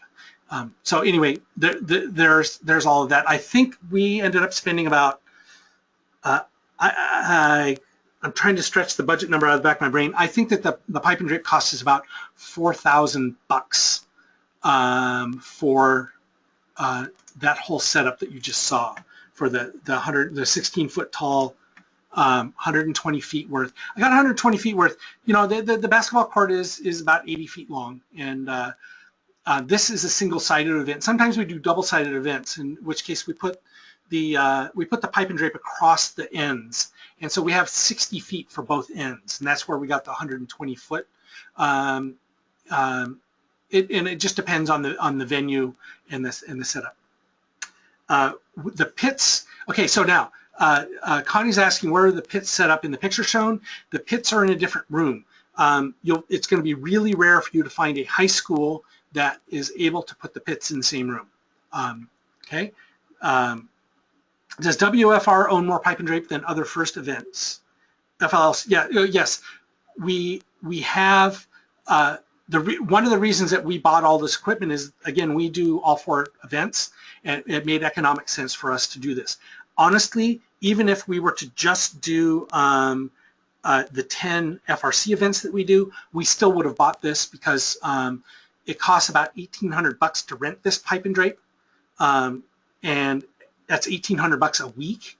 And when you're going to do 5 weeks, that's almost 10 grand per truck, or 20 grand for the season just in pipe and drape. And so it cost us, I want to say it costs about 5 grand per truck to own it. And so we basically saved a lot of money. And if you're going to do this for multiple years, it starts paying off really quickly. The other icky thing is when you rent pipe and drape, you're never quite sure what condition this stuff is in. It gets trashed when it's rental stuff. It gets used a lot. Yeah. 16 foot, somebody was asking me earlier, a 16 foot pole here is actually in 3 sections. So it telescopes back down to about 7 feet long and it fits into an 8-foot rib case. So there are actually 2 sections of telescoping here. And then these are all 10 feet wide, and it's a standard telescoping drape support is what it's actually called. The horizontal bar is called drape supports. When you do go to set one of these things up, one of the things you need to train your event manager to do is to be rather anal retentive about things like where is the center, where's the center of the field, and how does it relate to the center of the first sign? Because it turns out if you're off a couple of feet, it really is noticeable. It's really ugly. So one of your technical director's jobs is to kind of keep quality control on that sort of stuff. Let me talk again about this table back here. Oh, by the way, this table, this set of tables is the standard FTA setup. All of that equipment comes from First. Yay. Okay. Do I have a picture of our projector mounts? Yes, I do. I'll show you that in a sec. So and you can see actually if I zoom in here, you can see road case 7. That is a First road case 7. So they send you the FMS and all the rest of that stuff. The FMS is hiding down there just like it would be at any other event. We just started skirting these tables. We didn't do it for the first year.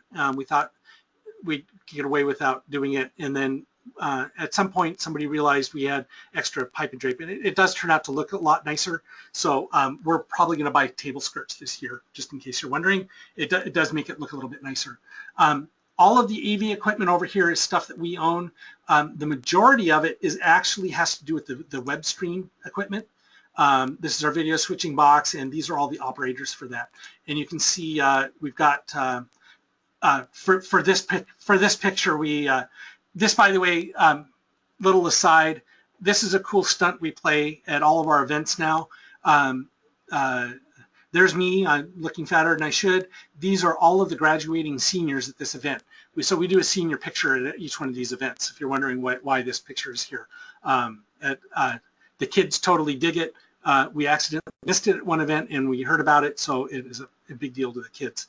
So anyway, so the normally the camera, oh come on now, hold still machine, there we go. Normally with our video cameras are sitting out here, and we have another video camera back there.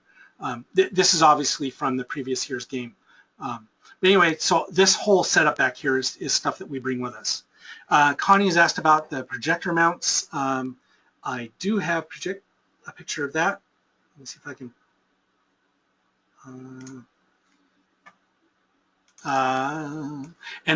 Again, I will do I'm going to do the production equipment as its own separate presentation at some point. So I'll tell you what, let me defer that. I will answer that in the next the next installment, because I don't want to. I'm coming up on the end of our time, so I don't want to go into too much of that. You talk about yellow jacket and power to the field. How do you distribute power to each individual pit? Great question. So I'm now going to go back and show you the. I'm going to go back and show you this. So we use a generator. Most of our events require a generator, and so the generator gets parked outside, and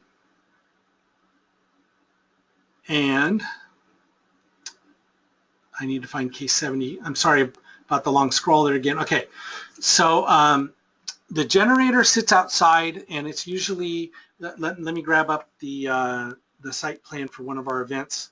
I apologize. I swear I have all this in an earlier version of this PowerPoint, and it disappeared on me. I need Dropbox.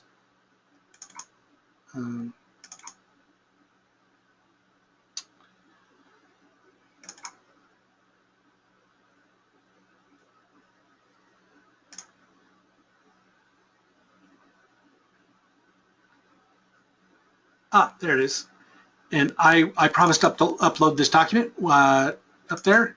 So here's what it looks like. I did this in block diagram because every pit's going to look different, but,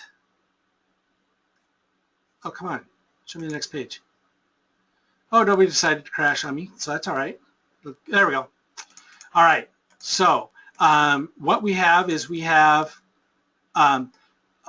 here's our pit building. Somewhere outside we have a generator, and we have a, we usually take 2 taps off the generator, and these are big heavy cords, and those, just pictorially, that's these big heavy cords that I'm showing you right here. And so these are the main feeders. This thing is called a spider box, that extreme box. I'll show it to you here. I think I have a picture of it coming up. So we end up bringing the power via that big cable into a spider box.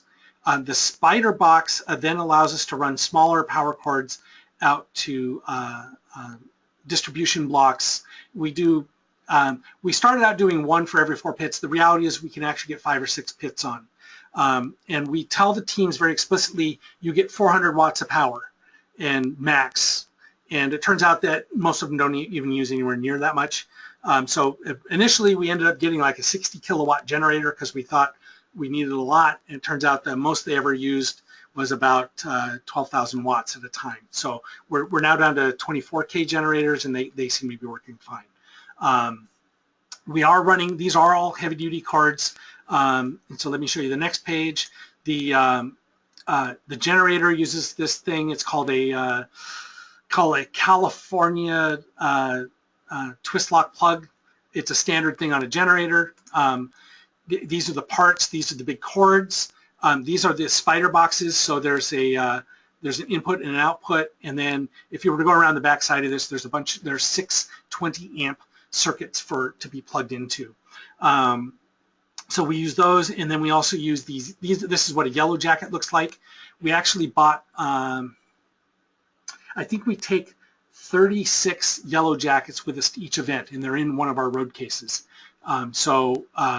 And we're anal retentive about making sure that there's nowhere for people to trip. Having said that, we end up running the cables right up the spine of our pits. And then, we may have a yellow jacket, or lately what we've been doing is we've been giving up on allowing people to walk across here. So we just slide the pits up against the wall so that nobody can get through, and the only thing back there is really this box. And then we run all of the power cords right up this, the space between the two pits. It sort of helps delineate the pits. At the moment, we're using power strips. UL wasn't terribly wild about it. And I said, well, what would you suggest we use? And he said, well, I don't have another suggestion. We're just not wild about it. And then that was the end of it. You can get various forms of other distribution blocks. At some point, they all end up turning into power strips. Your mileage may vary. UL is not wild about power strips being plugged into power strips in permanent installations, and we aren't really a permanent installation. So anyway, a generator costs about $500 for a weekend.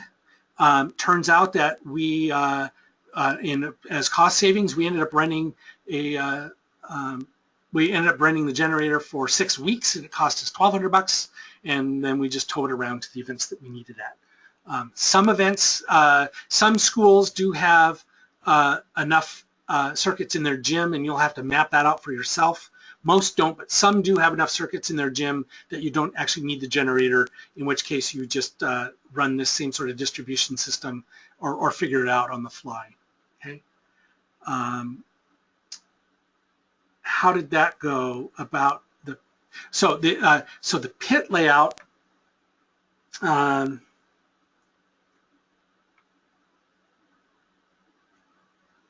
I've not gone off the line. I apologize. I'm looking. The other thing that happened in the last couple of days is my staff has gone ahead and moved everything because they're getting ready for next year, and so they moved all the files, and I don't know where to find anything at the moment. They are on here though. I will find them. Just one sec. And FRC 2016. No. Okay. Crap. Okay.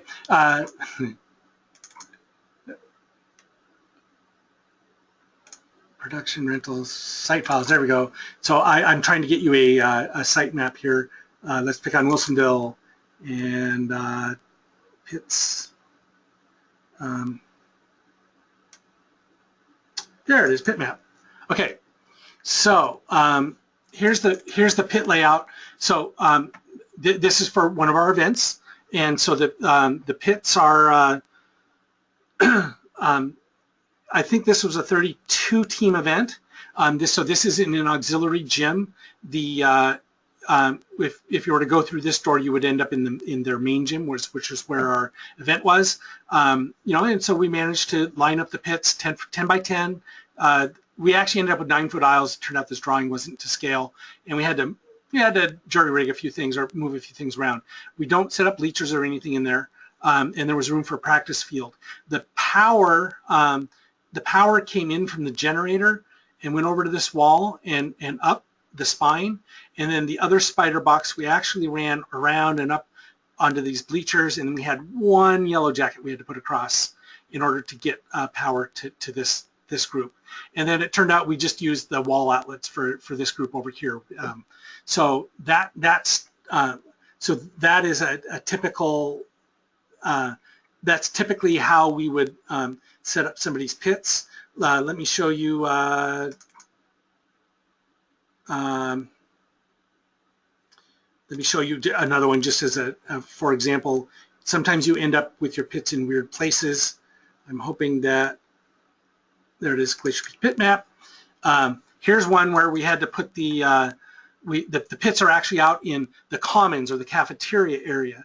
And so and it's one of the newer modern sort of looking schools, and this is their cafeteria area. There isn't a right angle in the place. So and again, so we made do.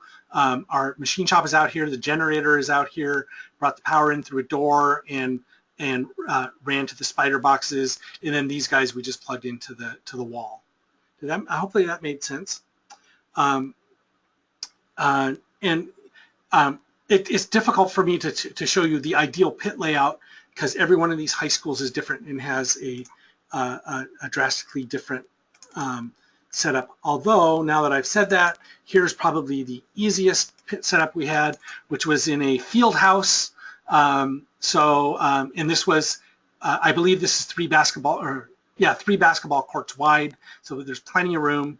And in this one, this was one of the gyms that had so much power, they had so many power outlets around it, we didn't need to do anything special, so we dropped power strips out in several places and ran a couple of power cords down. This is also, we ended up putting our volunteer room in here. We ended up putting our practice field out here, let them queue spare parts inspection. This is a luxurious room for that. Okay. Anne has asked about what did we do for a machine shop. It turns out that we have a portable machine shop that fits into a trailer. Let me see if I can remember where I stuck that picture. I believe it is on here. Z drive, photos, let me just start Lightroom, it'll be easier. Lightroom. So we actually, a few years ago, we built a trailer. It's a 21-foot utility trailer that has a small machine shop in it. So the lathe and the milling machine ride along in there. Let me see if I can find pictures of our machine shop. Oh, this is the source of all of my pictures. I wanted to show you our warehouse. That isn't a very good picture, and it's sort of in the background. This trailer back here is our machine shop. By the way, this is, somebody was asking about long-term storage. This is how we store our stuff, is our field house. You can see the carpet over here on the right is where we set up the field. In fact, there is a field set up right there right now, and that allows us to work on things. We can also occasionally do scrimmages, but the reality is we never get the field components in time to do scrimmages. The first is going to send you the actual field components, the game elements. They don't really show up until it's too late. They show up after the bag and tag, or maybe the Friday before bag and tag. This structure up here is called pallet racking. It's standard industrial stuff. Our ceilings are 25 feet high. The room is 60 feet wide and about 130 feet long. So we have room to set up the field. We have room to work on stuff. This is crucial for us. I can show you other pictures of, here is, where's the warehouse? We should have pictures of the warehouse in here, full of gunk. What's this? Oh, well, there's how we pack our radios. Anyway, our warehouse is very, very, very well used. Things are coming and going all the time, so we splurge for the warehouse. The warehouse costs us a lot of money. Remember, we run all 4 programs out of here, so we're storing First LEGO League stuff, FTC stuff, and the FRC stuff. It costs us about $90,000 a year for this warehouse. It is also where our offices are.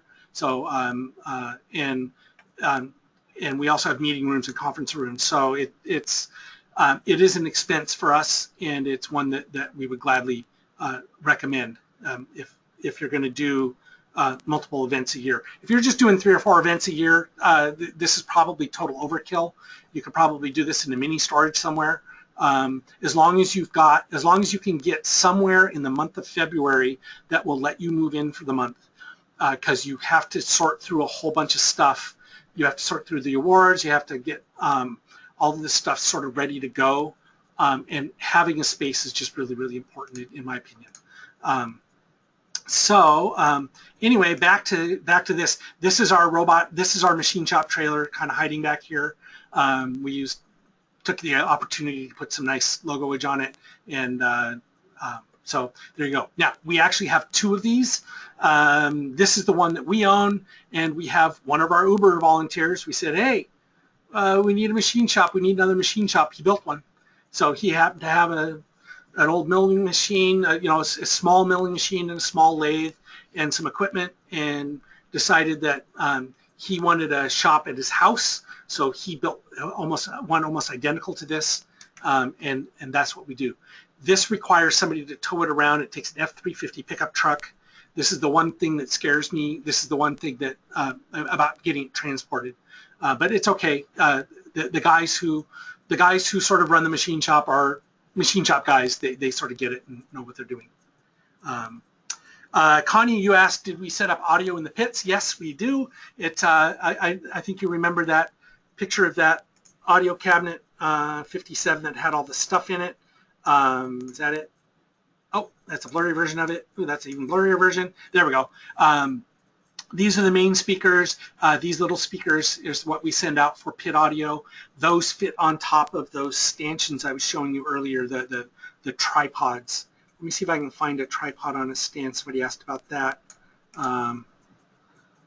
There's our cords. Oh, saw it. Hang on a sec. There we go. So it was Connie, or somebody was asking about the projectors. Our projectors, we built these frames to go around them. This little hole right here fits on top of one of the tripods that, it's the same tripod that holds the speaker, holds these stands. They go up about 9 feet, and this is a nice rugged way to carry these projectors. They're safe in these things, and it's hard. It makes them easy to carry, and it also allows us to mount them in this this little gadget here. I built these, by the way. I will share the design for anybody who wants them. It was really pretty straightforward. It's 80/20 extruded aluminum with some connectors is really all it is. Somebody needs to machine you this part is the only tough one. Anyway, this can be mounted on the other side if you need the projector right side up or upside down. Okay, what else? Somebody was asking about, I don't see a picture of one of these things on a stand, but hopefully you get the drift. I have some other questions up here I'm going to go back to. I'm going to try and find you a picture of the pits. It turns out that our photographers didn't really, I've got pictures of inside the pits, but I don't have an overview picture other than that diagram. I still owe John a discussion about venues. We'll get to that in a sec. So Tom, I think part of my goal here was to show you where we're storing stuff. Now, I know that New England, I'm sorry, Mar has been storing their stuff in pods. Here's our truck from I believe the first, from 2014. They use, I think, 3 or 4 pod containers, and they have those things trucked around. May or may not work for you. It wouldn't work for us. A lot of our venues were outside of their service areas. Plus, again, we run so many events a year, we end up reusing all of this equipment for all of those events. But here you can see this is our loading dock. We have two bays. The other truck is on the left, and so the trucks come back on. So the trucks go out, say on Thursday. The trucker will come pick it up for our opener event, for example. He'll pick it up at about usually about 1 o'clock. We'll meet him over there. Or actually, he'll pick it up at 2 o'clock. We'll meet him over there right at 3 o'clock. We can't let him in beforehand because of parking concerns. He'll sit there for 2 hours while we unload. Usually takes us about, usually around 90 minutes, honestly, with the forklift. And then he literally brings the trailer right back to our warehouse and parks it there. Saturday, he'll go and pick it up from our warehouse, drive it out to Auburn. We'll load it back up, and then Saturday night he'll come and park it again at the loading dock. See these big barn doors? They have to leave the doors open, so usually one of us meets him down here, and we have this crazy wooden contraption that we attach. We call them the hooker doors. Our warehouse is perfectly safe. It's lovely, but about 2 in the morning, this is an industrial area, and there are the crackheads come out. So we have to secure our stuff a little bit better. So anyway, but the trailers will sit there Sunday, Monday. We usually refurbish them on Tuesday just to make sure everything's there. Gives us our chance for our supplies to come in. We'll end up taking the last, all of these bins is our replenishable supplies. the ones on the very end. You can sort of see the shrink rack up there. Those are all the volunteer snacks. We have a new cart for the volunteer snacks, but that comes off, and anything that needs to get replenished is usually on the back couple of rows. We'll pull those off, replenish the supplies, leave everything else in the truck, including the carpet and everything. It just stays there in the truck. And then come along Thursday or so, the truck's all ready to go. The guy will come pick it up. Some of our events, they may leave Wednesday if they have to drive across the mountains or down into Southern Oregon, okay? How am I doing? Am I boring you all to tears? I had some other pictures I wanted to show you. Those are the trucks arriving. I guess, oh, I already showed you those. I was going to go for 2015. Here, for example, here's the road case that we carry our pipe and drape in. So we put all the heavy bases at the bottom. An important thing to keep in mind when you're coming up with your transportation plan is all of this stuff needs to be balanced. So you don't want to like pile all the steel on one side and put fluff on the other. You need to distribute the loads evenly so that when you pick them up with a forklift, you don't get a nasty surprise. We did drop one unit this year. It was the awards, believe it or not. All the heavy awards got put on one side and the banners got put on the other side. So here, for example, this is a standard first road case. It is case design RC002 or 200 or whatever. We put a door in it, and so we put all the heavy stuff at the bottom. We put the nipples that hold up the uprights. This is one of those crossbars.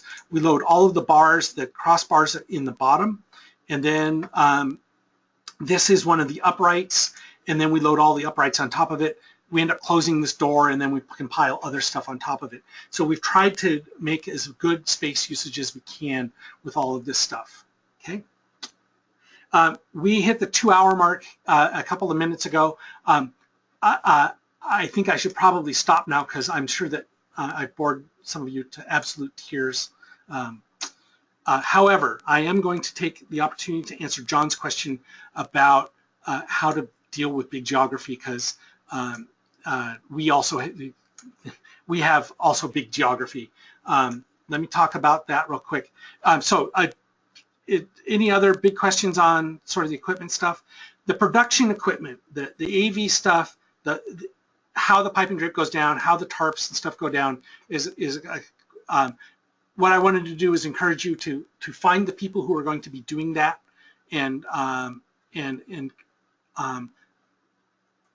that is an entire another 2-hour presentation. It has nothing to do with the rest of this stuff, and it is terribly difficult to write down, and I apologize about that. All right. So thank you for your kind comments, Dan. We will share the AV purchase list. That is one of the questions. And if I can find my slide, I guess that isn't the slide I was expecting. Oh, hang on one sec. Is that my slide? That's not my slide. I'm going to talk to John's question about, okay, so John had an outstanding question. The pit power document, yes, I'll put the pit power, the purchase lists, and this slide deck will also go up on that FRC districts thing.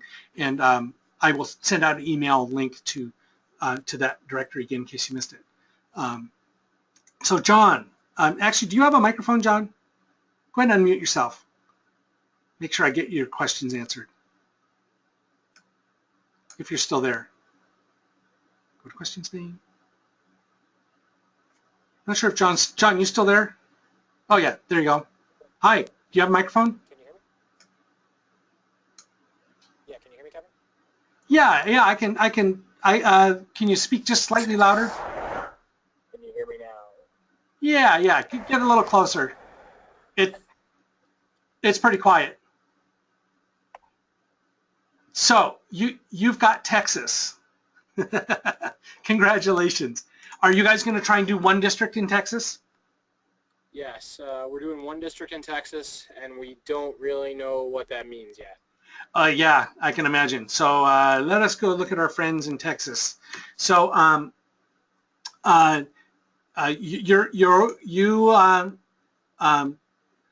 so actually yours is probably, so here's my region, right? This whole big thing, and yours is, yeah, that's probably actually pretty close. Although you've got a couple of outlying areas, but you've got a pretty big spot. So we wrestled with this a lot as to where to actually put the venues, and let me show you my team map one more time. So you can see that we're heavy in Portland, we're heavy in Seattle. This is like 80, I think there were 86 teams sort of in the Puget Sound area. So this isn't doing justice to the number of teams up here. In the entire state of Oregon actually only has 45 teams. We have about 26 teams in Eastern Washington. And so when it came to trying to figure out how best to do this, we had to take, I mean, it's not possible to please everybody. So we kind of went with how can we minimize the travel for most of the teams with one, but still have a couple of events farther out to maybe encourage new teams to join. And so that was kind of our strategy. And then we also picked an event that that would sort of satisfy both groups. Okay, so the way we ended up doing is we said, okay, we got a big knot of teams in Portland. The folks that are helping us organize in Portland, Oregon First, did a search of the schools inside of Portland, and they ended up going to Wilsonville and to Oregon City, which are just south. They're about a 30-40 minute drive south of Portland downtown. Mostly they did that because there were schools there that were willing to host, and with volunteers who knew enough about the program that everybody felt comfortable with them doing it. We did the same thing up here. We said, okay, well, we've got teams north of Seattle, on the northern part of Seattle, and we have a lot of teams in Tacoma. And so Seattle's right here, Tacoma's down here, Everett's up here. This is about Everett to Tacoma can be on a good day about an hour and a half, on a bad day about 2.5, 3 hours. So we knew that we needed to sort of centrally locate. So that's why we end up with these two events in the Auburn area. And again, it was a nice, happy drive for people coming up from the south and people coming down from the north. Nobody was terribly put out. We did another event up in what's called Glacier Peak, which is a slightly more rural area, and we have a lot of teams on the north end. And so that gave them all sort of a local feeling event. We did two other events semi-strategically, but the reality is we can justify it. Corvallis actually has 9 teams that's down here in Southern Oregon, and we've actually got most of the Portland high schools are already covered in terms of we've got teams there. We didn't have that. We wanted some more teams down in Roseburg and Eugene, and so we were trying to grow sort of down this direction. So we made the calculated risk that we would put an event in Corvallis, which is where Oregon State University is, and we did it at OSU the first year, and we were hoping that by putting the event sort of farther to the south, we'd encourage more teams to develop down here. And we did the exact same strategy up to the north of Seattle. This one up here is called Mount Vernon. It's about an hour and 20 minutes north of Seattle. We ended up gathering up a couple of new teams up in the area. There are about 14 teams that you would consider local up there. The rest of them had to travel. Spokane. Now, when you get into the rural teams, this you have to start appreciating the fact these people are used to driving. And we talked to them and they said, yeah, the center of the state of Washington, for example, is actually fairly sparsely populated. Yakima is probably the biggest town over there. There's another town called Wenatchee, and then there's where Hanford is. But all of these towns up here, I mean, Brewster's like maybe 2,000 people. Omak is a couple of thousand people. I mean, these are very lightly populated areas. When they go do basketball games, they're used to driving. And we talked to them about it. We said, hey, we'd like to have an event out there to hopefully spur some more teams, because there are still a lot of schools out here that aren't served. And then we realized, well, it's about a 2-hour drive from Seattle. It's about a 2-hour drive from Spokane. So we plopped an event right here at Central Washington University, which is, their venue is basically a really big high school gym. It isn't like a coliseum or a stadium sort of thing. So we ended up with an event there. And so we don't really have a home team for this particular event. And that is the one downside to grabbing an event out in the middle of nowhere. All the rest of these events are hosted by a team. And so that actually made a big difference for us, because we had somebody who had connections into the community, and the community had some first presence to start with, and it just made it easier for us to recruit folks. Central Washington University, on the other hand, we had a very difficult time recruiting volunteers because there isn't it's a university, right? And they would only schedule us on their spring break, which meant the students weren't there. Was that helpful information at all? Yeah. Did you guys do any trying to balance out based on drives? Did you do any crunching the numbers kind of thing? Because we've been looking at some statistical approaches to it. Like one of our guiding members, Jeff Erickson, wrote an algorithm which kind of placed the events just based on fairness. Yeah. Purely based on geographics. Yeah. Well, no one liked how that turned out. No.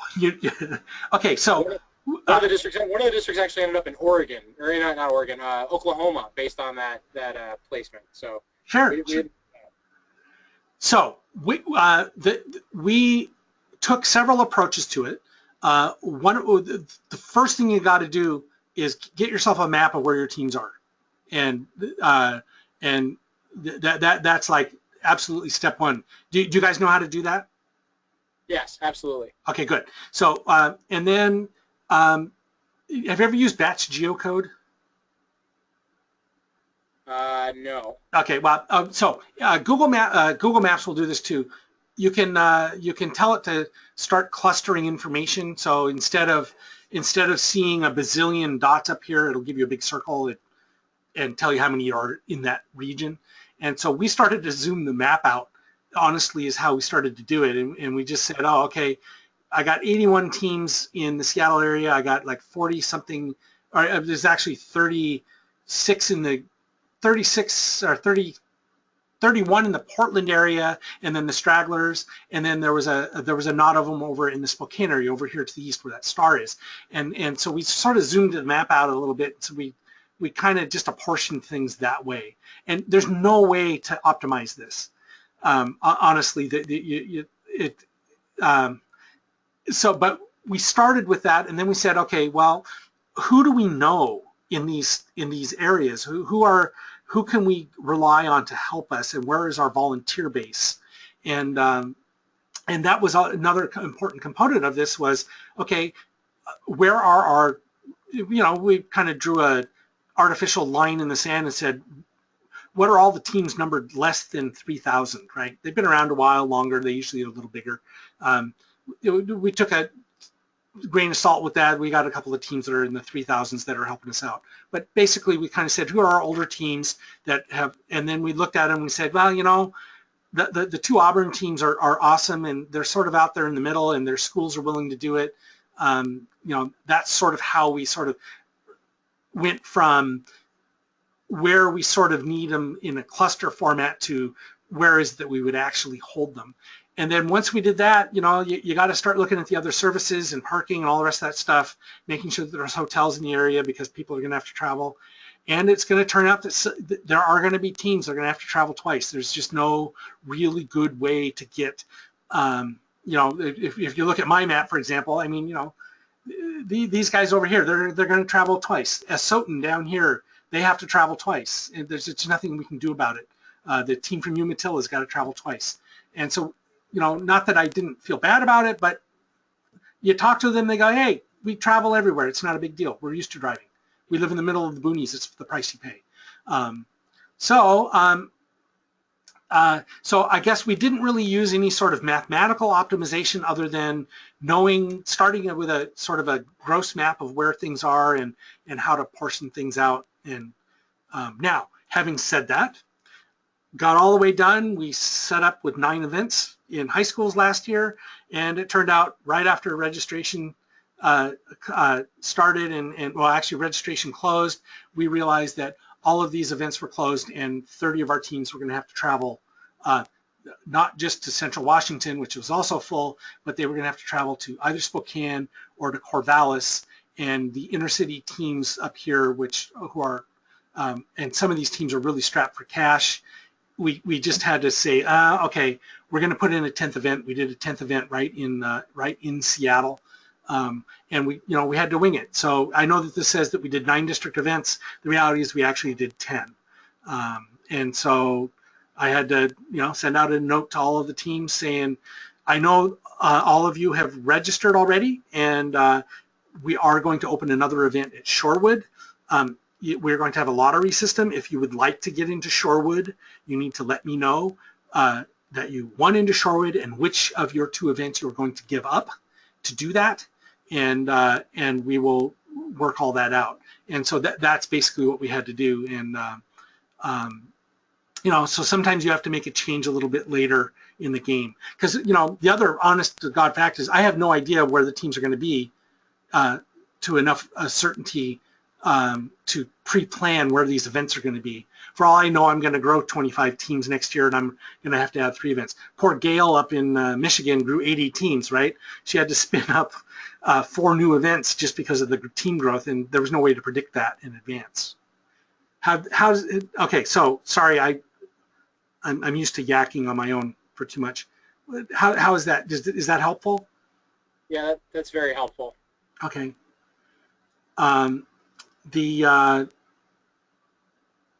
So is your map online? We have it somewhere. I think we've just been kind of passing it around a little bit internal. I don't know if we have a publicly shared one. Yeah, no sweat. But yeah, so what the promise of the district model is everybody gets to play twice. It is in theory cheaper.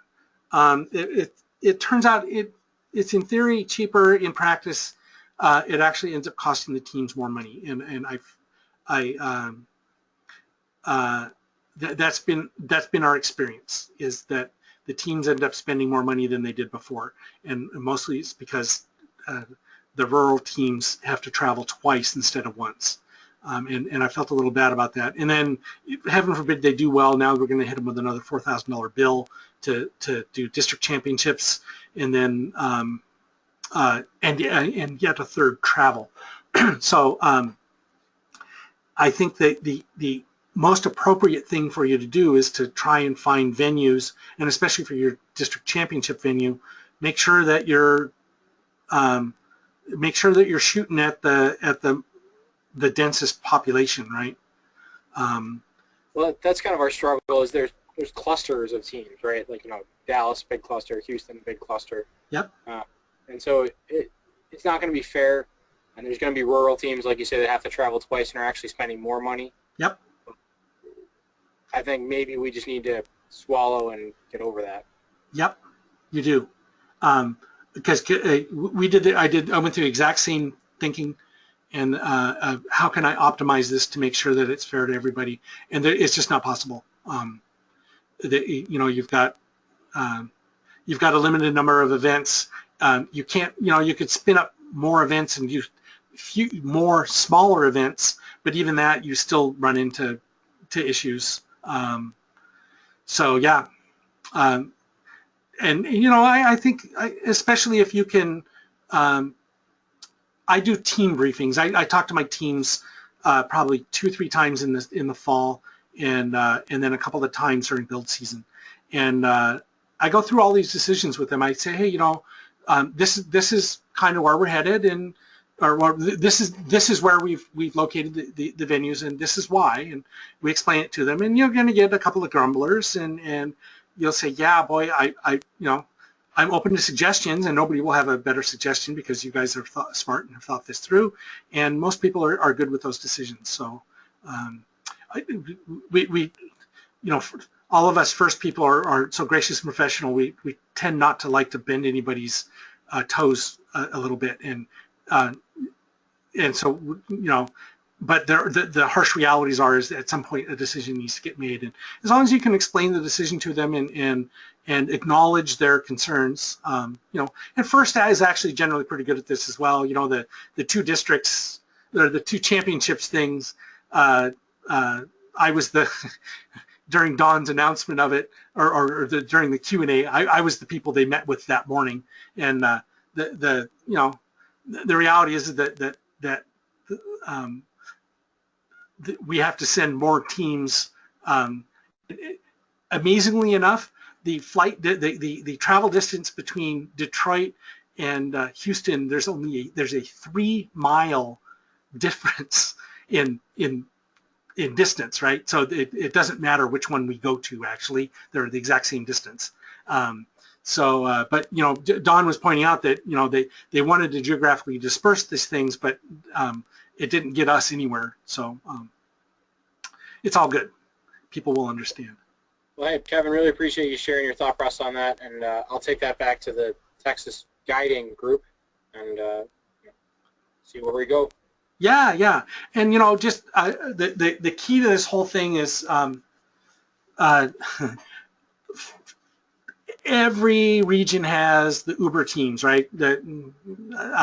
I apologize, I don't know the Texas Uber teams, but up here it's like 1983 the Skunk Works and 488 the Xbot, and they're the ones that are that not only have drank the Kool-Aid, they bathe in it each and every morning, and they pay very close attention to every detail. Those are the teams that I grab, and I will run almost everything by them, by the leaders of those teams, and say, hey, group of 6 or 8 people, this is our decision. This is the decision process. Do you guys feel a need to talk about this, or can you see what it is that we're after? And most of the times, actually, the group consensus comes back of, yeah, we thought, they're very quick to think about stuff, and they go, yeah, makes sense. We see what you're doing. Go ahead and announce it to the bigger group. And every once in a while, they'll call me on the carpet and say, no, you completely missed X. And so starting out with a small group of people who are thoughtful and will think through the minutia, gory details of things. Like I gave the district point model to a couple of teams while we were still negotiating it. I told Frank I'm going to show this to some people. They went through it in fine nitty and could tell me more about the point model than I could. And I was in on meetings, and and they said, yeah, this makes sense. And when those people are the ones that can say, yes, that makes sense, the other mentors that know these teams will go, oh, well, what do the skunks think? Oh, if they like it, it must be a good idea, right? And that's sort of the key to managing all of these folks, especially at the district level, because they're going to get to know each other very, very well. Okay, I have so gone over time. I apologize. All